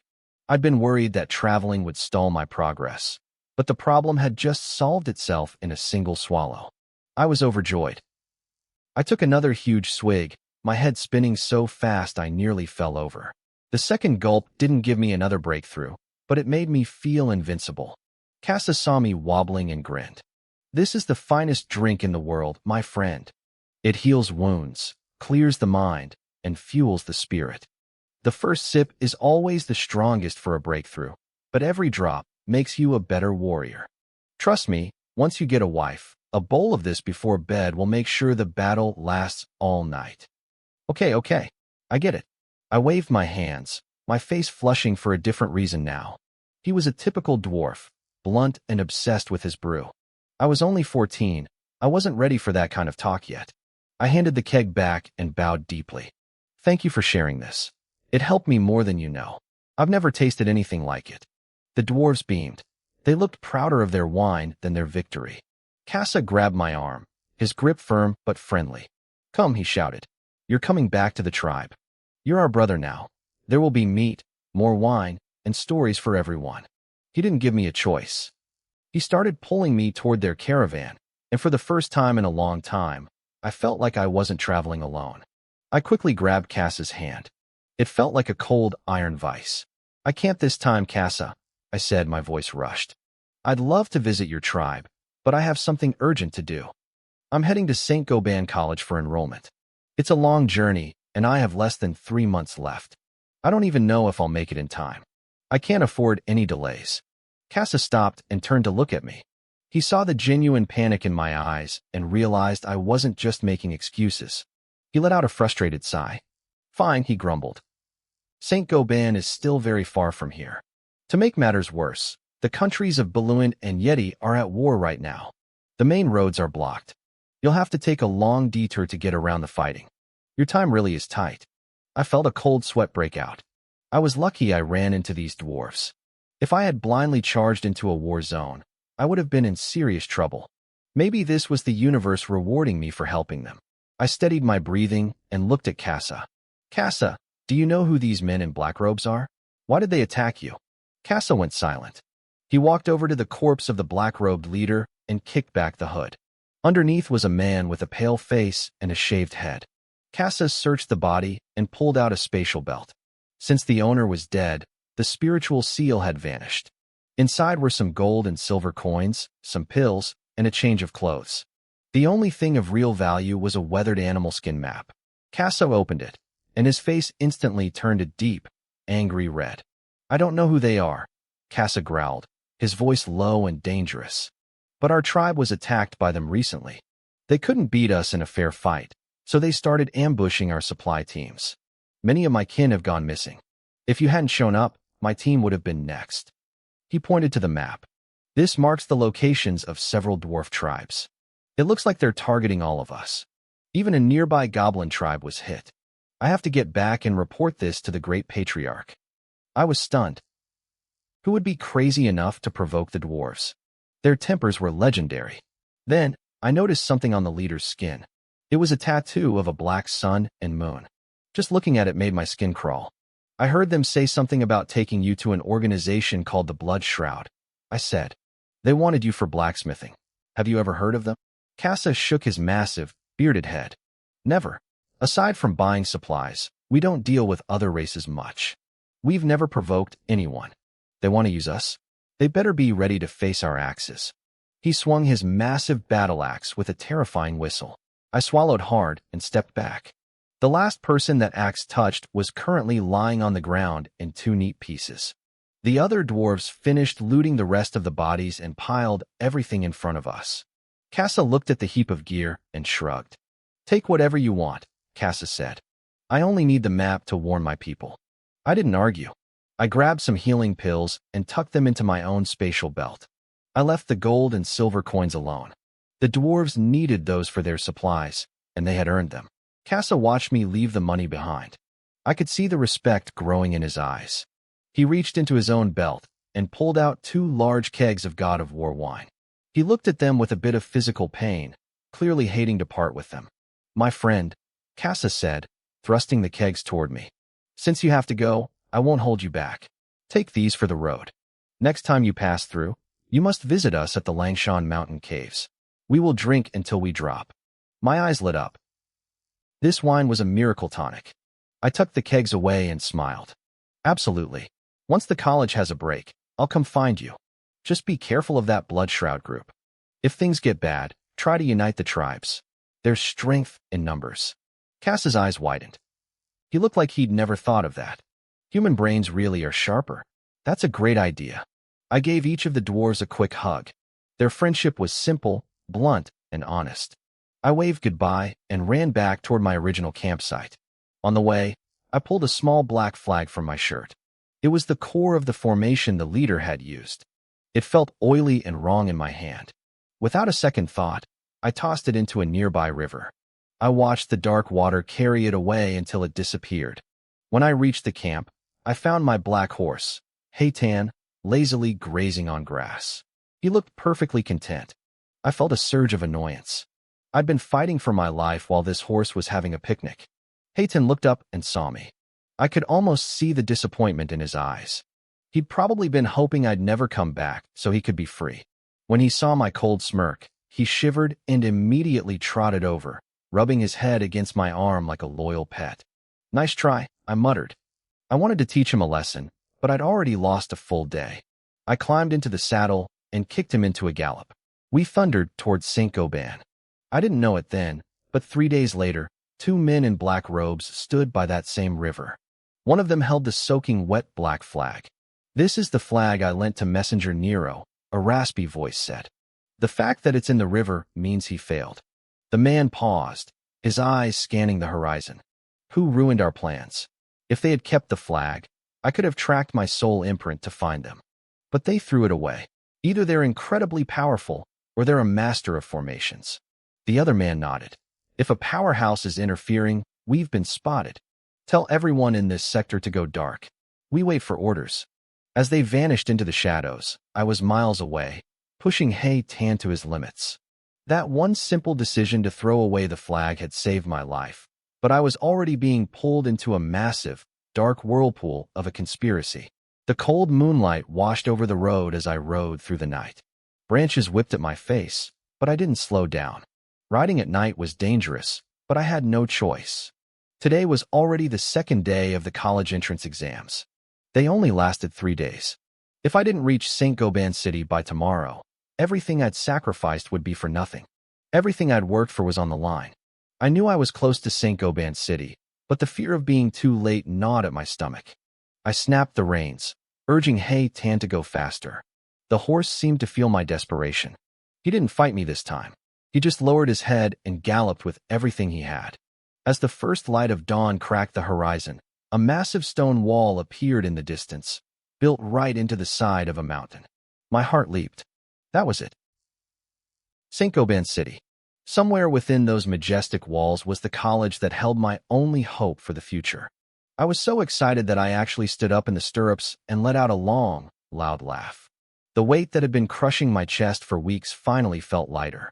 I was just a kid again for a moment, letting my true nature show. People on the road started staring at me like I was some country bumpkin seeing a big city for the first time. I didn't care. Still, my family training kicked in, and I sat back down properly in the saddle. Hayton seemed to share my joy, trotting happily toward the city gates. St. Gobain wasn't the biggest city, but it was famous for being a free city. You could find every race and social class living here. Everywhere I looked, I saw young students in college uniforms. These were the chosen ones of the King's continent. Once they graduated, they would be the powerhouses of the world. My world, the King's continent, was divided into 4 great empires: Valency, Pagadong, Zindabii, and Galinan. They were all roughly equal in strength. My home, the Kingdom of Aulai, was just one of 14 vassal states under the Valency Empire. The 4 empires formed a ring around the center of the continent, which was the most dangerous place on Earth, the magic beast forest. Even the strongest warriors didn't dare to go deep into those woods. To the outside of the empires lay the endless sea, a mystery that no one had ever solved. There were hundreds of schools, but 8 stood above the rest. Each empire had 2. Here in Valency, we had St. Gobain and Aga College. These 8 schools weren't just for teaching. They were built at the entrances to the magic beast forest to protect humanity from beast tides. That's why their graduates were treated like heroes and recruited by every major power. Aga College was actually closer to my home, but with the Heishui clan hunting me, I had to come all the way here to St. Gobain. The city was buzzing because of the once every 3 years entrance exam. I didn't even have to ask for directions. I just followed the massive crowd toward the upper part of the city. I hopped off Haytan and pulled him through the swarm of people. It was packed. There were locals looking for gossip, spies from different factions trying to scout new talent, and even noble ladies looking for future husbands. Marrying a St. Gobain student was a guaranteed ticket to a better life. I finally squeezed my way to the front. There weren't many applicants left. Most people must have finished their tests over the last 2 days. I felt a rush of adrenaline. I smoothed down my messy hair, tried to look presentable, and walked up to the long stone table where 3 examiners sat. They wore official college robes, 2 men and 1 woman. The man in the middle looked older, while the other 2 were fairly young. None of them were smiling. I filled out a basic registration form with my name and hometown, took a deep breath, and handed it to the younger male instructor at the martial artist station. He glanced at my form, then looked me up and down. "Hold the bloodstone," he said coldly. "Trigger your inner energy so we can check your rank." I looked at the red stone on the table. I steadied my breathing, gripped the stone, and pushed my energy into it. It glowed with a warm, steady red light. Result: martial artist, rank 3, the instructor muttered. I almost shouted for joy. I knew the requirement for admission was rank 3. I'd made it. But then, I heard whispers from the crowd behind me. Some people were even laughing. Before I could figure out why, the instructor spoke again. Result invalid. You are denied entry. Please leave. The words hit me like a physical blow. The laughter behind me grew louder. Why? I demanded, my voice rising in anger. The standard for the 8 grade academies is rank 3 for martial artists or mages. I hit the mark. Why won't you let me in? The instructor didn't even look surprised by my outburst. Because the quota for rank 3 students is full, he said calmly. Every 3 years, we take 1,600 martial artists, 300 mages, and 100 specialists. That's 2,000 students total. That is our limit. His voice turned sharp and stern. We hit 2,000 yesterday. The path of the strong belongs to those who are prepared. You were lazy. You showed up on the final day. Does that sound like someone who values this opportunity? Go home. Try some mediocre school instead. I didn't feel ashamed when the instructor scolded me. He didn't know the hell I had been through just to stand in front of him. I didn't want to make excuses, but I wasn't ready to give up. If the classes are full, I asked, keeping my voice steady, then why are you still sitting here? The young male instructor looked surprised. Most kids who got rejected either threw a tantrum or burst into tears. He hadn't expected me to stay so calm. Because we still have slots for genius tier students, he said with a smirk. If you were at the great martial artist rank, you could get in right now. But you aren't. Go home. Don't waste the time of the people behind you. I turned around, my mind racing. My heart felt heavy. I couldn't just go back. I was the only hope my family had left. But what could I do? A crowd of scouts from smaller, mediocre schools swarmed me. They started shoving invitations into my hands, desperate to recruit anyone with even a bit of talent.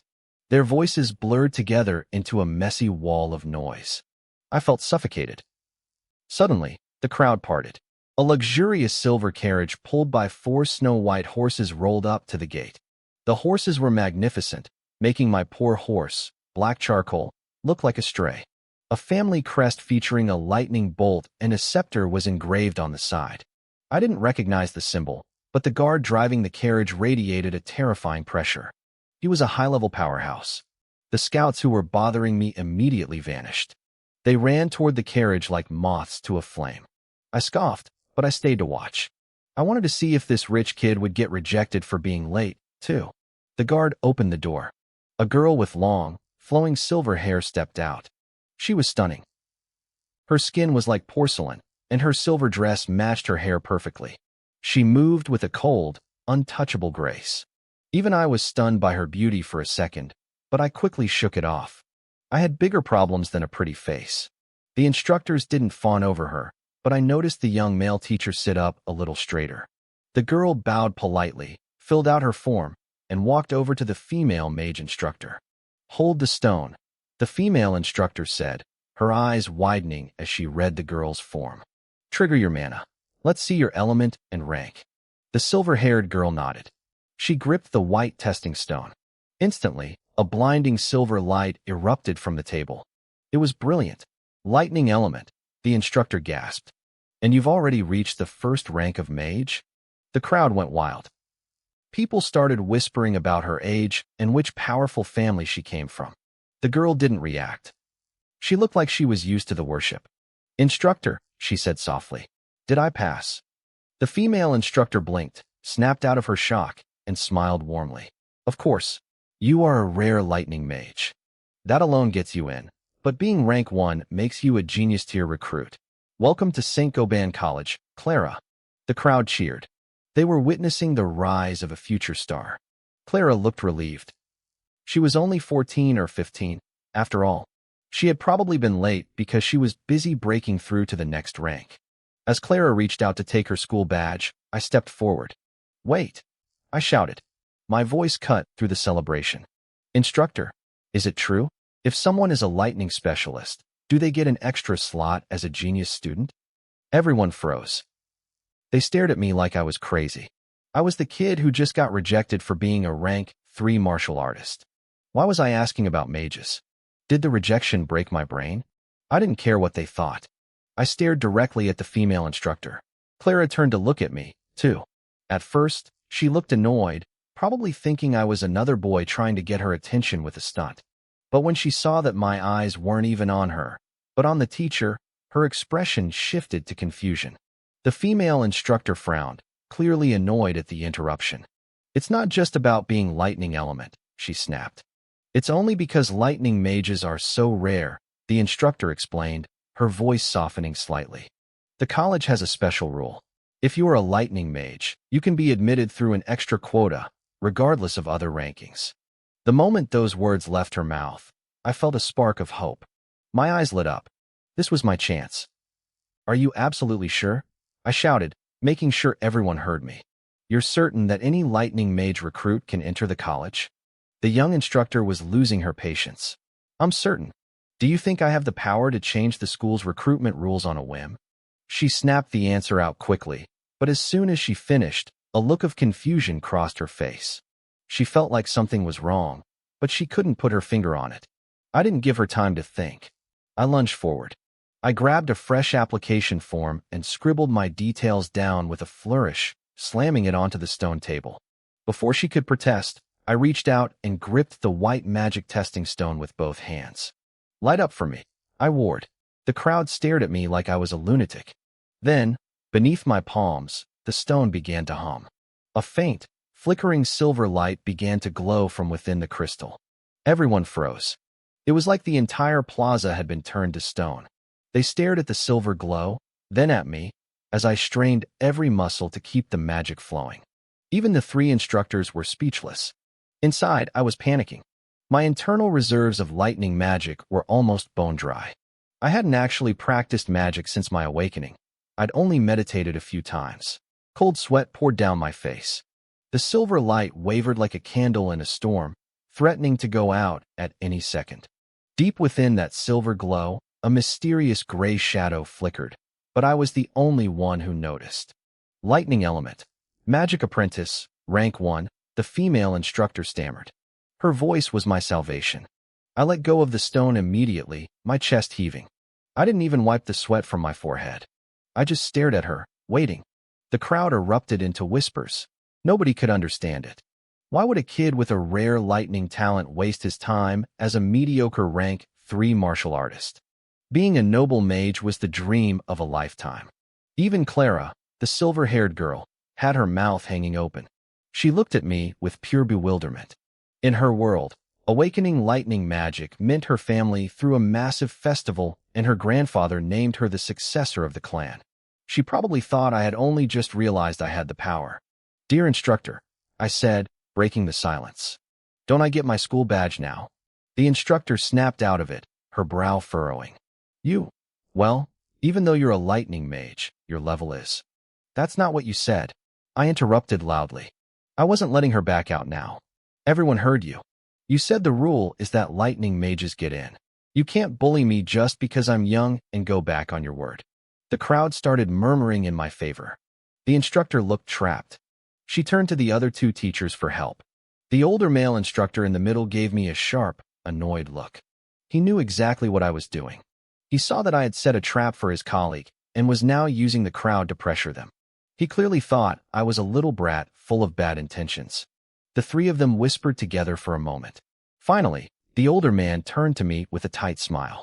"Since you are a lightning mage and you're so determined to study here, we will follow the rules," he announced. "Congratulations on passing the exam. Student A. Xiao Luo, welcome to St. Gobain College." I nearly jumped for joy. I had done it. But when I looked at the old man's smile, I felt a chill. There was something calculating in his eyes. I took the badge with both hands, grinning like an idiot. I couldn't stop looking at it. Nearby, Clara watched me. She seemed impressed, or maybe just curious. She probably realized that if she had been in my shoes, she wouldn't have known how to play the system like I just did. "Keep your badges safe," the old man warned us. "They track your points, handle transactions, and deliver messages. They are proof of your status. Do not lose them. Now, enter the college. Your badges will guide you." Clara and I bowed. She turned and walked through the massive gates without a second glance. I ran back to the road, grabbed the reins of my horse, black charcoal, and led him toward the entrance. As I stepped through the gates, the world opened up. Giant trees towered over ancient, elegant buildings. Students in martial arts robes and mage capes moved through the streets. Since I was new, I was still in my travel-worn clothes, sticking out like a sore thumb. Up ahead, I saw a crowd of male seniors surrounding Clara, trying to act smooth and get her contact information. She looked miserable, her brow furrowed in annoyance. I rolled my eyes and walked the other way. I saw her catch my reflection as I walked away, and she looked even angrier. I spent the next hour wandering, stunned by the history of the place.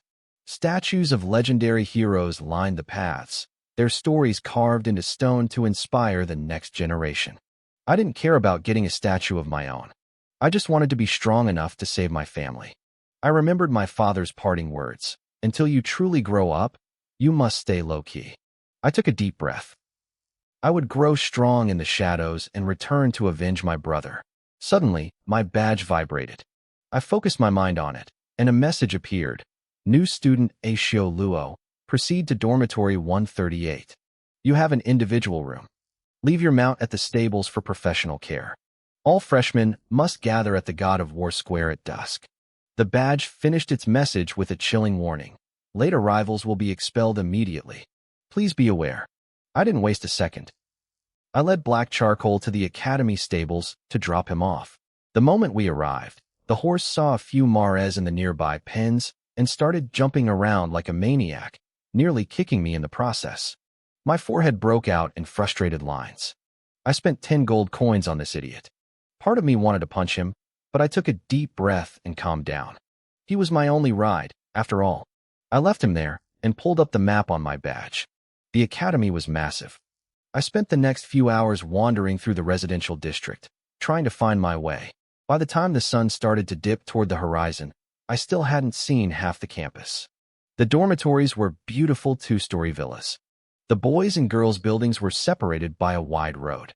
I finally found number 138 and pressed my badge into a slot on the door. It clicked open. The inside was modest but clean. The first floor had a small living area and a dining table. I headed up the stairs to find 4 bedrooms.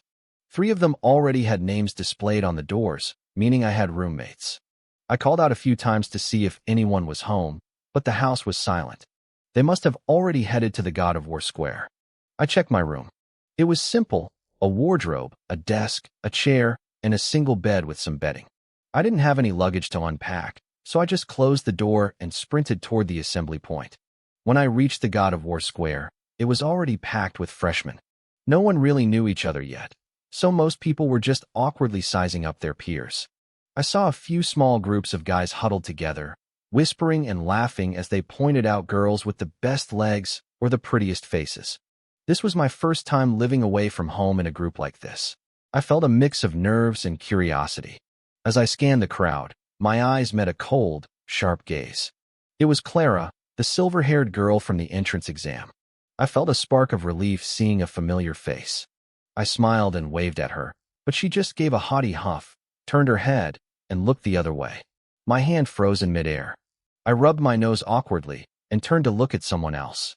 Suddenly, a heavy bell tolled. 2 figures descended from the sky. One was a warrior, the other a mage. They hovered in midair, looking down at us with calm, powerful expressions. The crowd went wild. Students were screaming and cheering, their faces full of pure worship. I felt my heart racing. I didn't even know what level of power was required to fly like that. One thing was certain: the Heishui clan didn't have anyone this strong. If I could learn to fly back to the Ally Kingdom like that, the glory would be unimaginable. Quiet. The voice wasn't loud, but it echoed perfectly in everyone's ears. The square went silent instantly. A burly middle-aged man stepped forward in the air. "Greetings, little ones. I am Philman, Dean of the Warrior College. Beside me is Saining, Dean of the Magic College." The elegant mage beside him tipped his hat in a polite greeting. "On behalf of St. Goban, I welcome you," Philman continued. "I hope your time here is productive. Now, I will outline the rules of the academy and your future schedule." We all looked up, hanging on his every word. First, Philman's voice turned stern. "It doesn't matter where you came from or what family stands behind you. Once you enter these gates, you rely only on yourself. Your family's influence ends at the gate. Do not attempt to use your status for special treatment. or you will be expelled. I saw a few students in expensive silk robes turn pale. Others just looked annoyed. All cultivation resources must be earned, Filman said. Gold, silver, and jewels have no value here. We use academy points. You earn them through your rankings and by completing missions. You can also trade them amongst yourselves. The crowd erupted in whispers. The poorer students looked encouraged, while the rich ones looked frustrated. The academy had just leveled the playing field. We don't have many restrictive rules, Filman added. You manage your own time. You can attend any lecture you want, or none at all. But you have a maximum of 9 years. To graduate, you must reach rank 13 warrior or rank 13 mage. If you fail to meet this within 9 years, you will not receive a diploma. Furthermore, your descendants will be barred from ever enrolling here. A collective gasp sucked the air out of the square. It was a brutal condition, but everyone here was a genius in their own right. Most looked confident they could make the cut. Other rules are on your badges, Filman concluded. But remember, private fighting is strictly prohibited in most areas. Violators will be dealt with severely. He looked around to see if there were any objections. Seeing none, he stepped back. Now, Dean Saining will explain your immediate schedule. Saining stepped forward with a gentle smile. Tomorrow, you will be assigned to classes based on your current status. Your badges will tell you where to report. You will also receive your uniforms. No other clothing is permitted on campus. His voice was soothing, but his next words made us all shiver. Once assigned, a class instructor will oversee your progress. 3 months from today, there will be a preliminary assessment. Most of you are currently rank 3. In 3 months, every single one of you must break through to the next major realm. Those who fail will be handled by their instructors. The assessment would involve using martial skills or magic to deal a lethal blow to a testing puppet. Anyone who failed to meet the level requirements or lacked sufficient damage output would be unceremoniously expelled. Dean Saining's voice echoed across the square, and the crowd erupted into a heated frenzy. Everyone had assumed that getting into the academy meant they were set for life. We didn't realize there were so many hurdles waiting to trip us up. Saining watched the chaos with a satisfied smile. He wasn't finished. He told us not to be surprised, as the academy would constantly throw comprehensive assessments and missions at us. Failure meant elimination. He said we would eventually get used to it. Then, he dropped the real bombshell. The graduation rate was only about 50%. Even worse, there was a nearly 30% accidental death rate. He told us to work hard, but his words left the square in a chilling silence. I had never heard about a 50% graduation rate before. Then again, who would brag about failing out of the most prestigious school in the empire? But that death rate was terrifying. Why was going to school so dangerous? Sensing our confusion, Saining's voice turned stern. He told us that cultivation was like rowing against the current. If we didn't fight for progress, we would become nothing more than dust on this vast continent. But if we succeeded and became powerful, we would be the brightest stars in the night sky. Our futures were in our own hands. With a final wish of good luck, the 2 deans took flight and vanished, leaving their words to haunt our young minds. I stayed in the square longer than most. My head was spinning. I wanted to be strong. I wanted the guidance of masters. Seeing those 2 men fly had shaken me to my core. Lost in thought, I eventually found my way to the dormitory. When I pushed open the door, I found 3 boys sitting in the living area. Their eyes snapped toward me instantly. These were my new roommates. I managed a stiff, awkward smile. Before I could speak, a boy in expensive silk clothes stood up with a graceful smile. He welcomed me, noting I was the late arrival for room 138. He mentioned he'd heard that anyone arriving on the final day was usually a special recruit, a genius. His voice was smooth and welcoming. The other 2 boys began eyeing me with newfound respect. My face flushed red. I quickly told them it wasn't like that, and that I just had good luck. They didn't seem to believe me, laughing it off as humility. The boy in silk, Jinze, introduced himself as a rank 3 water mage. He looked toward a blonde boy sitting nearby. Even though the blonde boy was dressed simply, he carried the unmistakable air of a noble family. He nodded slightly at me and introduced himself as Arthur, a rank 1 warrior. I felt a pang of intimidation. The academy really was full of monsters. He had already reached the rank required for the 3-month assessment. The last boy had messy, bird nest hair and looked quite shy. He stood up and told us his name was Angelo, or Xiao Luo for short. He was a non-combat student specializing in weapon and equipment forging. I remembered the instructor at the gate mentioning they took 100 students for specialized crafts. The 3 of them waited for me to speak. I straightened my back and introduced myself as a Xiao Luo, a rank 3 warrior. They gave me a skeptical look. I knew they were still thinking about the special recruit rumor. I wanted to explain the whole mess at the entrance, but Jean Zhe smoothed things over, suggesting we all help each other out. We compared ages and found out we were all born in the same year. Based on birth months, Jean Zhe was the eldest, Arthur was second, I was third, and Xiao Luo was the youngest. After a few moments of awkward silence, Arthur stood up and said he was going to rest. We all followed suit. Back in my room, I looked at the simple single bed with pure joy. I had been sleeping in the wild for 6 months. This was the first time I had a bed since leaving home. I felt like crying, but I bit my lip and held it back. Tears wouldn't help me.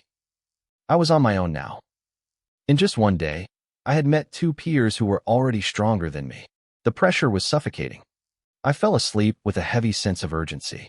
The next morning, my habit of early rising kicked in. I stretched and checked my academy badge. A message told me to report to classroom 13 in the main teaching block. I headed out and found Jean Zhe and Arthur eating a simple breakfast in the common area. The academy had a free cafeteria, but most students bought their own food to save time for cultivation.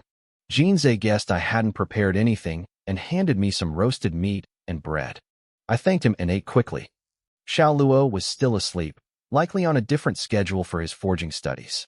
After breakfast, we realized our classrooms were in different areas. We parted ways, and I walked toward my destination dressed in my warrior gear. But as I approached the building, a cold sweat broke out. Every student entering or leaving the building, both new and old, was wearing a magic robe. I was the only one standing there in warrior clothes. A horrifying thought hit me. I had been assigned to the magic college. I had never practiced magic a day in my life. My magic power was at the absolute bottom. I remembered the instructor's smirk at the gate. I gritted my teeth, swearing I'd pluck that old man's beard out one day. But for now, I had no choice. I took a deep breath and stepped into the ancient magic hall. When I found classroom 13 and walked inside, the room fell dead silent. The 8 or 9 students already there stared at me like I was an alien. The students stared at me in my warrior gear, their eyes wide with disbelief. I ignored them. I walked straight to the back of the room and took a seat by the window.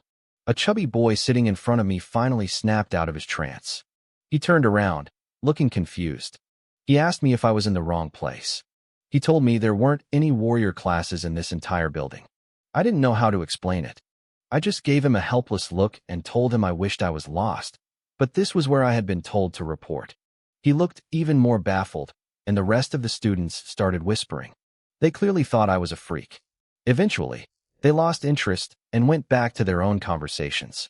A few more students trickled in, but nobody paid them much mind.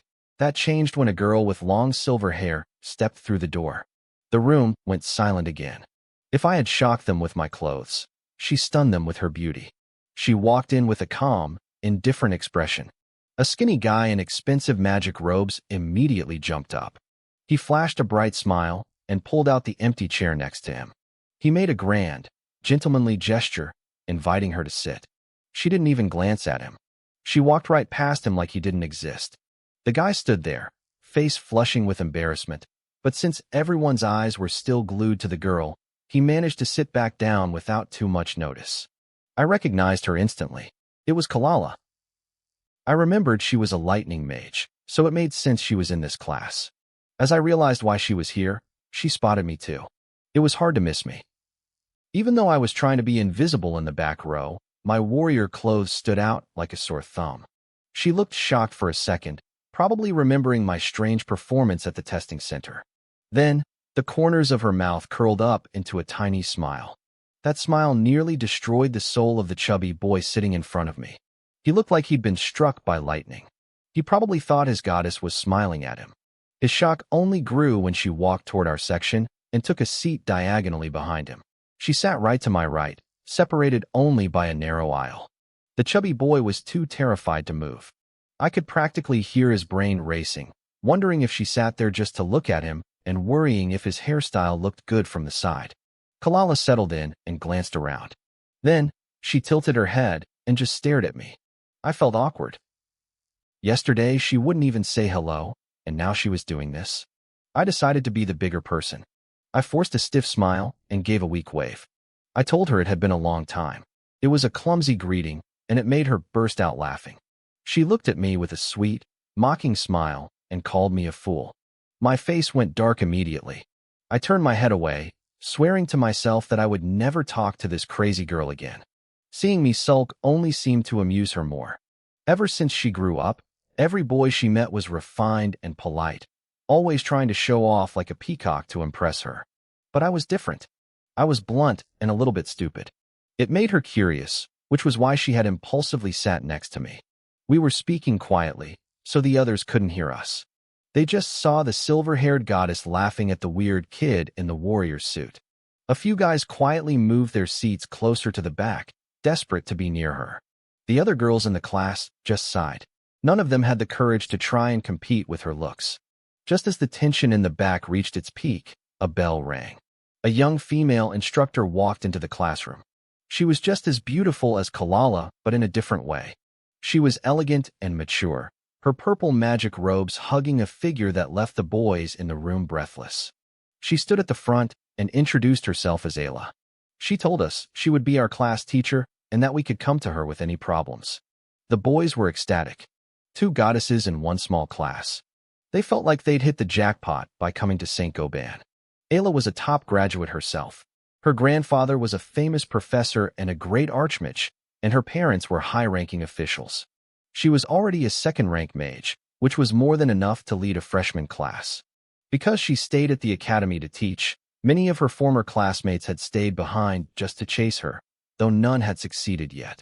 She was a little nervous about being a first-time teacher. The academy had given her class 13 because it was the smallest, only 14 students. We were all lightning mages, 7 boys and 7 girls.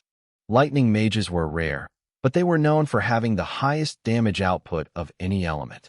Ayla had been happy about her small class until she saw the student files. On one hand, 4 of her students were already at the mage level, which was a higher ratio than any other class. But on the other hand, the files clearly showed 1 student was only a magic apprentice. She hadn't believed it at first. She had even gone to the admissions office to ask if there was a mistake. Her friend there told her the whole story, leaving Ayla feeling conflicted. She wasn't worried about her class average. She was worried about me. She was afraid that in 3 months, I would be the one failing the exam and getting kicked out of the academy. Because of my low rank, Ayla had memorized my name, Asubo. She had already decided to give me extra attention and guidance. She didn't want to see me fail and get kicked out. If I left, her small class of 14 would shrink even more. Ayla looked at the excited faces of the freshmen and blushed slightly. She noticed something strange. The front rows were almost empty. Everyone had crowded into the back of the room. When she saw the silver-haired girl sitting in the back, her confusion vanished. She knew exactly why the boys were hiding back there. She smiled and opened her ledger. It was time for roll call. She called out names one by one, looking at each student as they stood up to introduce themselves. When she called for Clara, the boys erupted into cheers. Ayla just laughed it off. Then she reached the last name on the list. Her expression turned serious. Asubo, she called out. I stood up. I was tall for my age, with black hair and a steady frame. Ayla stared at me for a long time. I could see the gears turning in her head. She was probably wondering how to help me improve without hurting my pride. It was a total mental storm for her. The rest of the class didn't know what she was thinking. They just saw our beautiful teacher staring dreamily at the weird black-haired kid. Whispers broke out instantly. They wondered if she was actually falling for me. One guy even muttered that I wasn't even that much handsomer than him. Even Clara frowned, looking a bit annoyed. I had no idea what was wrong. Was I really that good-looking? I didn't think so. I was young and a bit thin-skinned, and I couldn't handle a beautiful teacher staring at me like that. Teacher, I asked, can I sit down? My voice snapped her out of it. She realized she'd been staring, and her face turned bright red. Yes, Yes, you can, she stammered. The class swapped looks. The girls were already smelling a scandal. Ayla composed herself and cleared her throat. She explained that classes were officially starting. Schedules were posted on the bulletin board outside. We didn't have to stay in this room for everything. We could pick the courses and mentors we liked. Our main goal was passing the exam in 3 months. She promised to help us and gave me another long, meaningful look. Next, we needed class officers. Since we were a small group, we only needed a class president and a study monitor. Ayla asked for volunteers. Everyone stayed silent. Nobody wanted a job that might distract them from their cultivation. I forgot to mention, Ayla said with a smile. Class officers get extra academy points.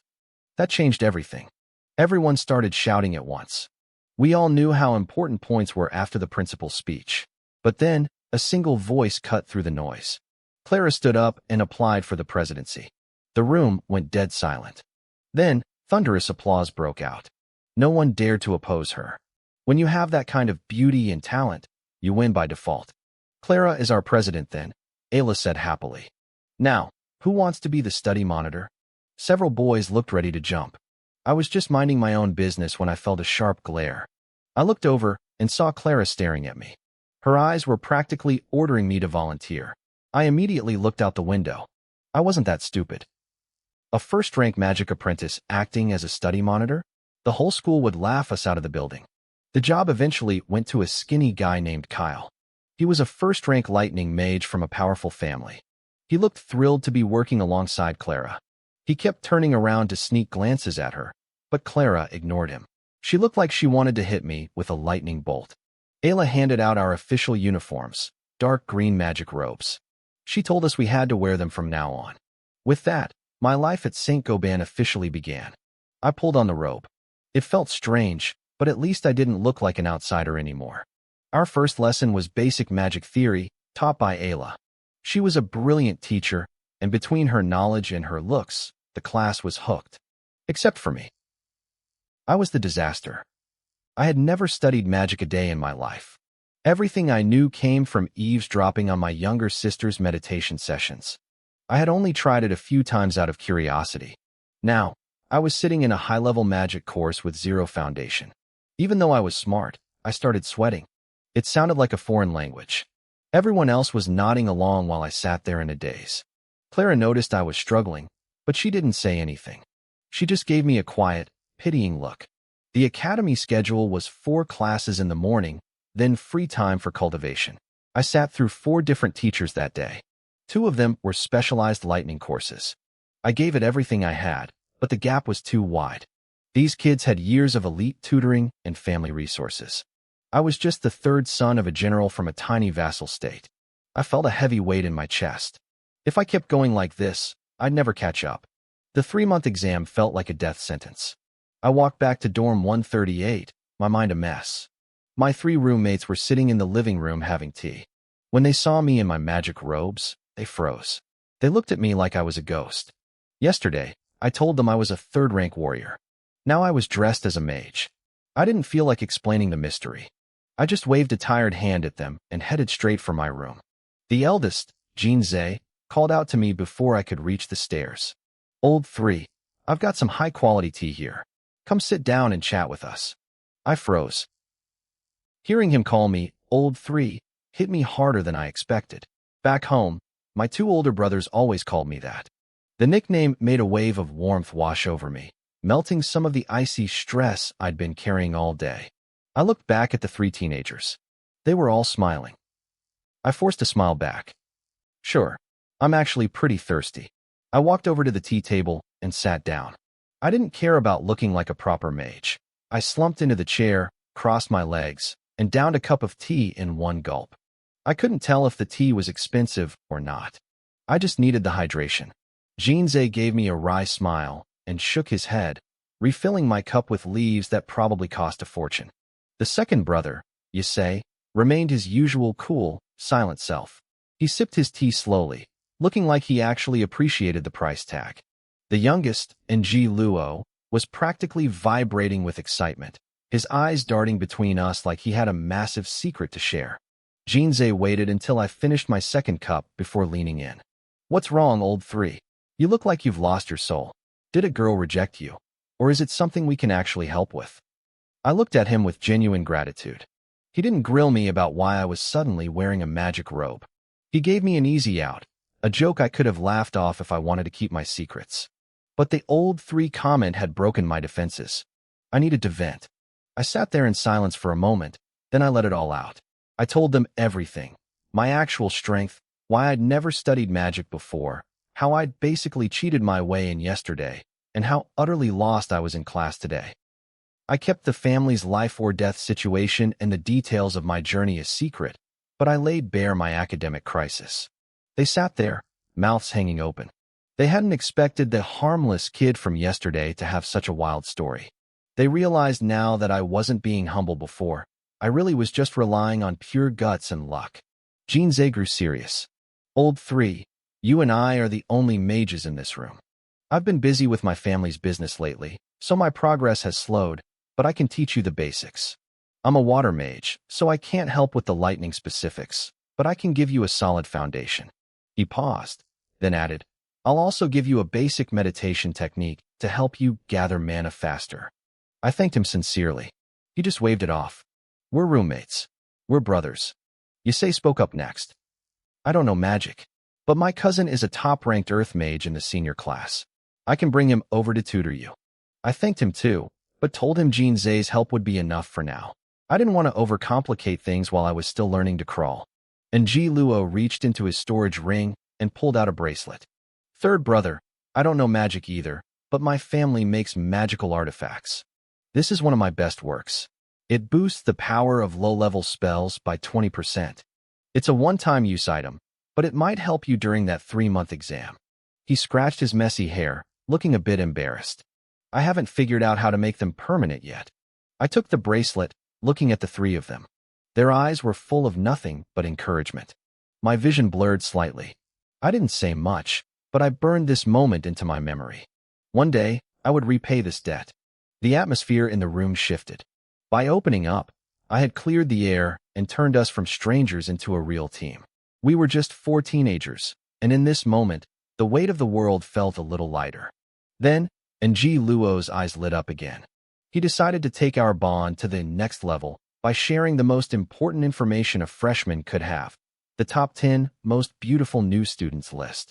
I don't know how he gathered all this intel in one morning, but he started listing names and classes with a lecherous grin. This is just the preliminary ranking, he whispered. I'll be updating it as the semester goes on. When he mentioned Clara, I rolled my eyes. Sure, the silver-haired girl was pretty, but she was a total pain. She'd call me an idiot. If I thought I could actually beat her in a fight, I would have flattened that pretty nose of hers already. And Ji Luo reached the end of his list and sighed. There's also a girl named Tanghua in the alchemy department. She's gorgeous enough for the top 10, but she's blind. It's a real shame. It knocks her down a few points. The 4 of us sat there, hormones raging, staring out the window toward the girls' dormitory across the road. We spent the next hour debating the list. I mentioned our teacher, Ella, and Ji Luo immediately nodded. Oh, I know about her. The line of guys trying to date her used to stretch from the academy all the way to the monster forest. But she's got high standards, and her grandfather is a great archmage. Nobody dares to push their luck. I laughed. Xiao Luo, how do you get all this info? Me and some guys in the artifact department, he said proudly. It's all exclusive. You know, you could make a fortune selling this info. Not for money, but for academy points. Every guy in this school would pay for a copy of your rankings. The room went silent. Jinzei's face changed. His eyes started glowing with a predatory business light. He slammed his hand down on my shoulder. Old 3, that is a genius idea. Jinzei stood up, planting a foot on his chair like a conqueror. Old 4, you keep collecting the data. I'll handle the sales. We'll split the points between the 4 of us. Jinzei stood there, gesturing wildly as he laid out his grand business plan. He looked like a general commanding a battlefield.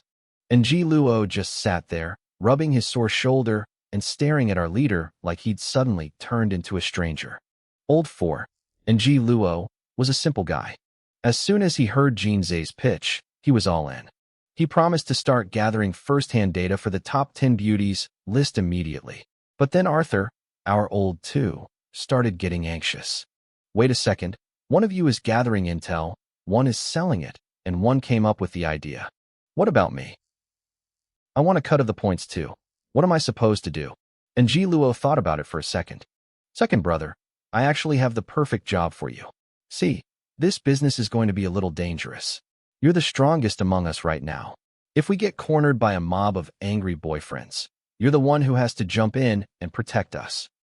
A drop of cold sweat rolled down Arthur's cool, stoic face. I don't know if I can handle that many people, he muttered weakly. Jinze slapped him on the back. We believe in you, old two. We're counting on you. And just like that, an underground organization dedicated to selling campus gossip was born. After we finished talking, we grabbed a quick bite and headed to our rooms to cultivate. Jinze took in Ji Luo into the first-floor living room and spent over 3 hours explaining the basics of magic to him. He taught him exactly the way his family elders had taught him years ago. He even passed on his personal meditation technique. I could tell just by listening that it was miles ahead of the basic stuff Ji Luo had been using. We didn't need to say much. The bond between the four of us grew a lot stronger that day. When it got dark, I headed back to my own room. I replayed everything Jinze had said in my head. Suddenly, the confusing lecture from the morning started to make sense. I knew I couldn't bridge the gap between me and the geniuses overnight, but I wasn't going to slack off. I sat on my bed and started meditating using the new technique. I could feel the magic elements in the air much more clearly now. They rushed into my body way faster than before. What I didn't realize was that the technique Jinze gave me was actually one of the top-tier methods on the entire King's continent. In the middle of the night, I was still deep in my trance. Usually, a mage's meditation ends automatically once their mana storage hits its limit. I had been at it for 4 hours. By all rights, I should have stopped, but I gritted my teeth and kept going. My body felt like a bottomless pit, soaking up every bit of energy it could find. I didn't open my eyes until the first light of dawn hit the horizon. My mind felt drained and exhausted from the intense focus, but I felt a surge of power. In a single night, I had jumped to a rank 3 magic apprentice. I didn't let it get to my head. I knew the early levels were easy. It was the later stages that turned into a nightmare. Still, the fact that I could meditate for an entire night was weird. I felt like something was different about my body, but I couldn't put my finger on it. I decided to keep it to myself. I didn't want to end up as a lab rat in the alchemy department, getting sliced open for research. I shook off the fatigue and headed out to wash up. Since I was up early, I went to the cafeteria and grabbed 4 breakfasts for the guys. The basic food on the first floor was free, but the high-end stuff and monster meat on the second floor cost academy points. After a quick meal and some small talk, we all headed to our classes. Class 13 was way more crowded than yesterday. It looked like students from other classes had sneaked in to audit the lecture. I didn't think much of it and walked toward the seat I had yesterday. Before I could sit down, an arm blocked my path. I looked up. It was Kyle, our class monitor. Find another seat, Kyle said flatly. I'm sitting here now. I blinked, totally confused. Then I looked at the silver-haired girl, Clara, sitting right next to the spot. She was expressionless, but I knew exactly what was going on. I decided to have a little fun. Why? I sat here yesterday. My notes are still inside the desk. You're the class monitor. Shouldn't you be sitting in the front row to hear better? Why are you hanging out in the back? Kyle's face turned red with frustration. Listen, black-haired kid. I've checked your background. If you know what's good for you, get lost. Or I'll beat you myself. He reached for the ornate magic wand his family had given him. I just laughed. Oh, so you can't get the seat, and now you want to start a fight? Go ahead. Hit me. Let's see if the academy expels you for assault on campus. I puffed out my chest and leaned in toward him. Kyle was caught completely off guard by my shamelessness. He knew he couldn't actually start a fight in class. He stood there, sputtering, unable to find a comeback. I caught a glimpse of Clara out of the corner of my eye. She seemed to actually enjoy my antics. The corner of her mouth twitched upward just a tiny bit. Just when everyone thought I was done, I spoke up again. Look, the seat is mine. But we're classmates, so I guess I could be persuaded to move. Kyle froze, then looked hopeful. You'll give it to me? Really? Wait, I interrupted. I didn't say it was free. This is prime real estate. You've got to pay a price. How about this? I'll sell you the seat for 200 points. Deal? Kyle stood there like a statue. Every freshman started with 100 points. Kyle had earned another 100 from Professor Ella for becoming the monitor. I was asking for every single point he had just for a chair. When he didn't answer, I sighed dramatically. I guess this spot isn't that important to you after all. 200 points is worth more than sitting here, huh? Fine. I'll just see if anyone else wants to trade. I started to sit down, but Kyle grabbed my arm. His teeth were literally grinding together. Fine. 200 points. Don't you dare back out. I practically jumped for joy. I pulled out my badge and completed the transfer immediately. Seeing my balance hit 300 points made me want to dance. I was so busy grinning that I didn't notice the tiny sparks of electricity flickering at the tips of Clara's silver hair behind me. Kyle scrambled into the seat, flipped his hair, and tried to strike a charming pose for his goddess. He looked like he'd already forgotten about the 200 points. I looked around the room. Every desk was packed. I didn't know if these guys were here to see Professor Ella or Clara, but there wasn't a single spot left. Except, there was plenty of room on the actual desk where the silver-haired girl was sitting. Under the confused stares of the entire class, I grabbed a stool from the back of the room. I walked straight up to Clara's desk and plopped down right next to her. We were now sharing the same workspace. I flashed a wide, cheeky grin at her. Hey, beautiful. You don't mind if we squeeze in together, do you? Clara looked at me with a faint, mischievous smirk. She didn't say a word, but she scooted over, giving me plenty of space on the desk. She let out a soft, haughty huff, but that sound was drowned out by the collective sound of hearts breaking across the room. Kyle sat there like a statue.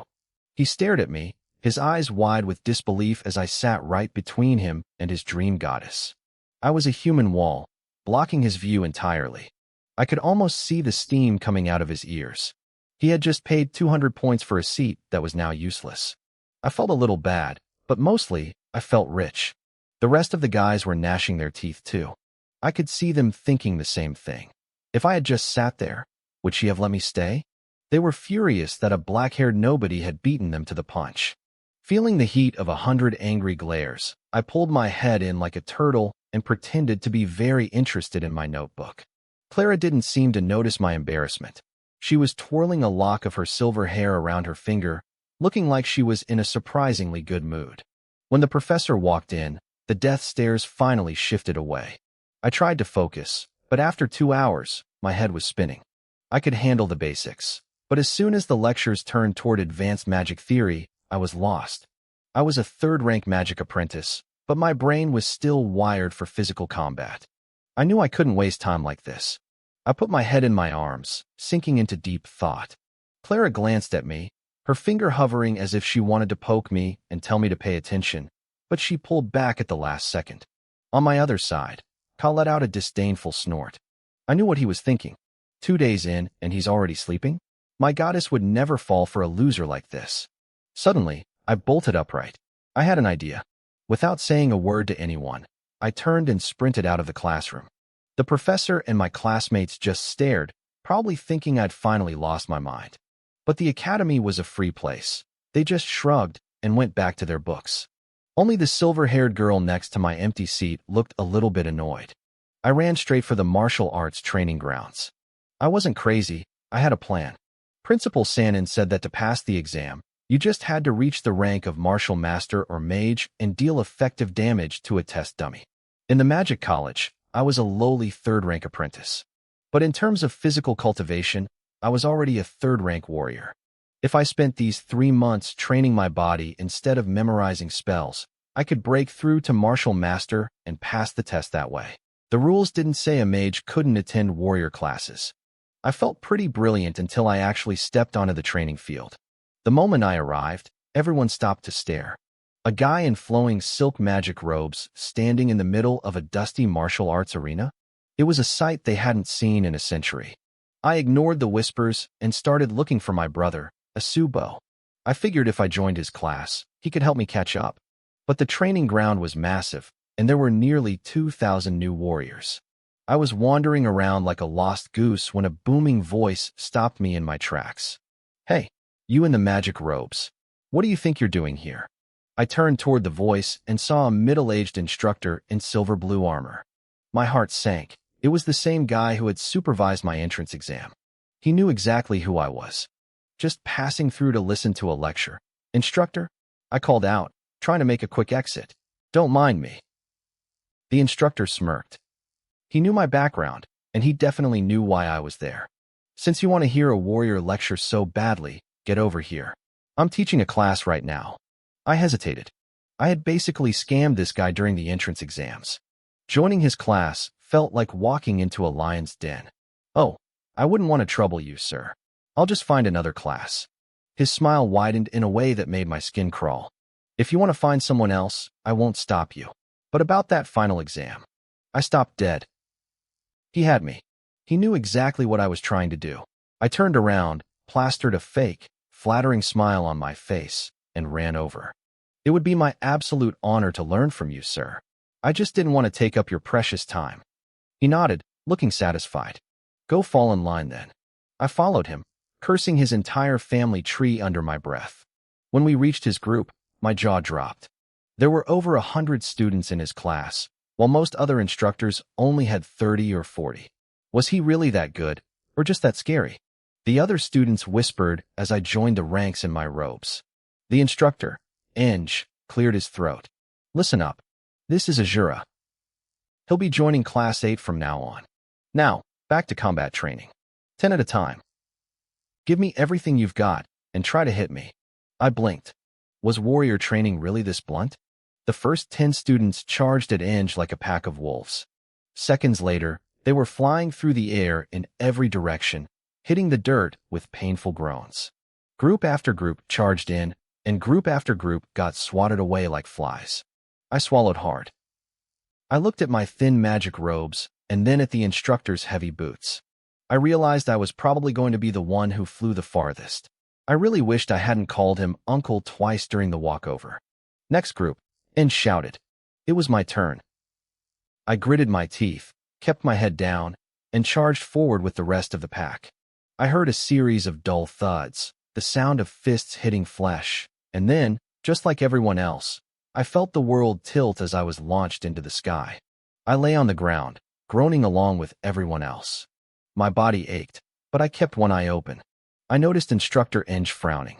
He looked confused, scanning the fallen students like he was counting bodies. He had thrown 9 punches, but 10 people were down. His eyes locked onto me. It wasn't hard to spot the kid in the bright magic robes rolling around in the dirt. He let out a cold snort. I could tell what he was thinking. He knew I was faking. I squeezed my eyes shut and twisted my body, putting on a real show of agony. I'd been clever.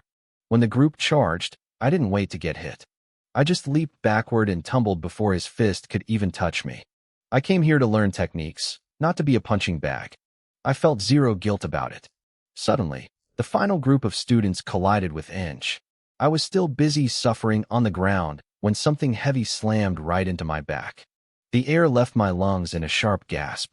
A thick curtain of fiery red hair draped over my face, smelling like wild flowers and sweat. I grunted, reaching out to push the person off me. My right hand landed on something soft and incredibly firm. It had a strange, elastic bounce to it. Without thinking, I gave it a little squeeze. The world went still. The person on top of me slowly turned her head. I found myself staring into a face that looked like it had been carved from marble. Perfect, sharp, and absolutely terrifying. Her eyes were like ice. "Does it feel good?" she asked. Her voice was low, cold, and dripping with killing intent. I froze. My brain finally caught up with my hand. I realized exactly what part of her anatomy I was holding. I knew there was no talking my way out of this, so I decided to lean into the chaos. I gave her backside 2 more firm squeezes. "Honestly," I said, putting on my best shameless grin. "It's not bad at all." She stared at me, stunned. She clearly hadn't met anyone this bold before. Then, her expression shifted. She flipped into the air, her hand blurring toward a spatial ring on her finger. A massive horse-chopping blade, nearly as tall as she was, appeared in her grip before she even hit the ground. I didn't wait around. The second she leaped, I performed a kip-up and dove into the crowd of students. She landed with a heavy thud, pointing that giant blade toward the ranks. She was tall, curvy, and radiated a fierce, warrior energy that made the air feel heavy. Some of the male students looked at her with pure adoration, loving the wild look in her eyes. The rest of us were just terrified. She was hunting for me. Her eyes scanned the crowd like a hawk looking for a rabbit. I kept my head down, hiding behind a larger guy, barely daring to breathe. This girl was a monster. I'd been in class for less than an hour and already had 2 people who wanted me dead. This warrior class was way too dangerous. Instructor Inge watched from a distance. He knew I'd caused trouble again, but he actually looked amused. I think he liked the chaos I brought to his boring lectures. No break today, Inge shouted. We're moving straight to the next drill. He was smart. He knew if he called for a break, I'd be over the academy wall in seconds. The red-haired girl reluctantly put her blade away and joined the line, though everyone gave her a wide berth. She still looked like she wanted to set the field on fire. Your attacks earlier were garbage, Inge barked. No technique, no experience. This class is about real combat. Now, I'm splitting you into pairs for sparring. No permanent crippling allowed. Begin. The warriors cheered, ready to hit something. I, on the other hand, was breaking into a cold sweat. As Inge called out names, the crowd thinned. I could feel that icy gaze locked onto the side of my head. I didn't dare look back. Final group, Inge said with a wicked smile. Magina versus Azura. The entire courtyard went silent. The other students looked at me with a mix of pity and respect, like they were watching a man walk to the gallows. Nobody offered to trade places. Magina. The name sounded familiar, but I couldn't place it. I slowly turned my head. The red-haired girl was standing there, arms crossed over her chest, leaning against her giant sword. She was smirking at me. Instructor, I yelled, raising my hand. I want to swap. I have a rule. I never hit women. Before I could finish the sentence, a heavy boot slammed into my backside. I went flying, face planting into the grass. The silence was deafening. I spat out a mouthful of dirt and slammed my fist against the ground. No woman had ever kicked my ass like that. I heard the steady thud-thud of her footsteps approaching. I pushed myself up, spinning around and dropping into the starting stance of my family's thunder fist technique. If she wanted a fight, I'd give her one. I was done playing nice. Begin, Inge shouted. I moved like a bolt of lightning, charging straight at her. Half an hour later, I was spread-eagled in the center of the field, staring blankly at the sky. My hair was a bird's nest, my face was swollen, and I had a spectacular black eye. My magic robes were covered in dusty footprints. Magina stood over me, patting the dust off her hands. She tucked a stray red hair behind her ear and smiled.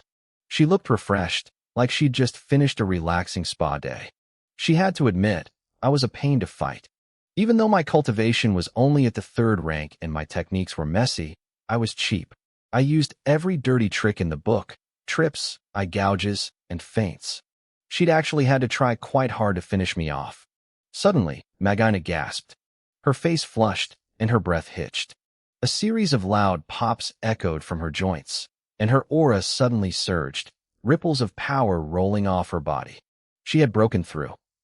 Fighting me had pushed her into the 2nd rank of the warrior realm. She let out a joyful laugh, her beautiful face glowing with triumph. The male students nearby were practically drooling. Even Instructor Inge nodded in approval. Then, he looked down at my battered body and gave me a devious look. Instructor Inge looked at Magina and smiled. He told her that her quick breakthrough was all thanks to having such a great sparring partner. He suggested we keep training together often, claiming it might even help her reach the 3rd rank of the warrior realm in no time. Then, he dropped the bombshell. He decided that from now on, we would always be in the same group. I was officially her gold medal sparring partner. Magina's eyes lit up with predatory excitement. She stared down at me as I lay there on the ground, motionless, pretending to be dead. The other students started whispering among themselves, exchanging confused glances. Inside, I was cursing her out 100 times over. This girl was terrifying. Her strength, speed, and reactions were far beyond mine, and the worst part was that she hadn't even used that massive blade of hers yet. This was the brutal reality of the gap between our levels. I made a silent vow to myself. Once I grew strong enough to beat her, I'd make her pay for every single bruise. I didn't forget about Uncle Inge, either. Gold medal sparring partner my eye. I was nothing more than a human sandbag. Now that she had leveled up again, only a fool would stay here and keep getting thrashed. I decided right then and there that I was switching classes tomorrow. The bell finally rang, signaling the end of the session. I dragged my battered, aching body off the field and began the long walk back to the dorms. Students pointed and whispered as I passed them, but I didn't have the energy to care. I just wanted to crawl into bed. I had no idea that my new reputation was already spreading. Thanks to the exaggerated stories from the students in Class 8, the legend of the gold medal sparring partner was already becoming the hottest topic among the new students. My quiet life was officially over.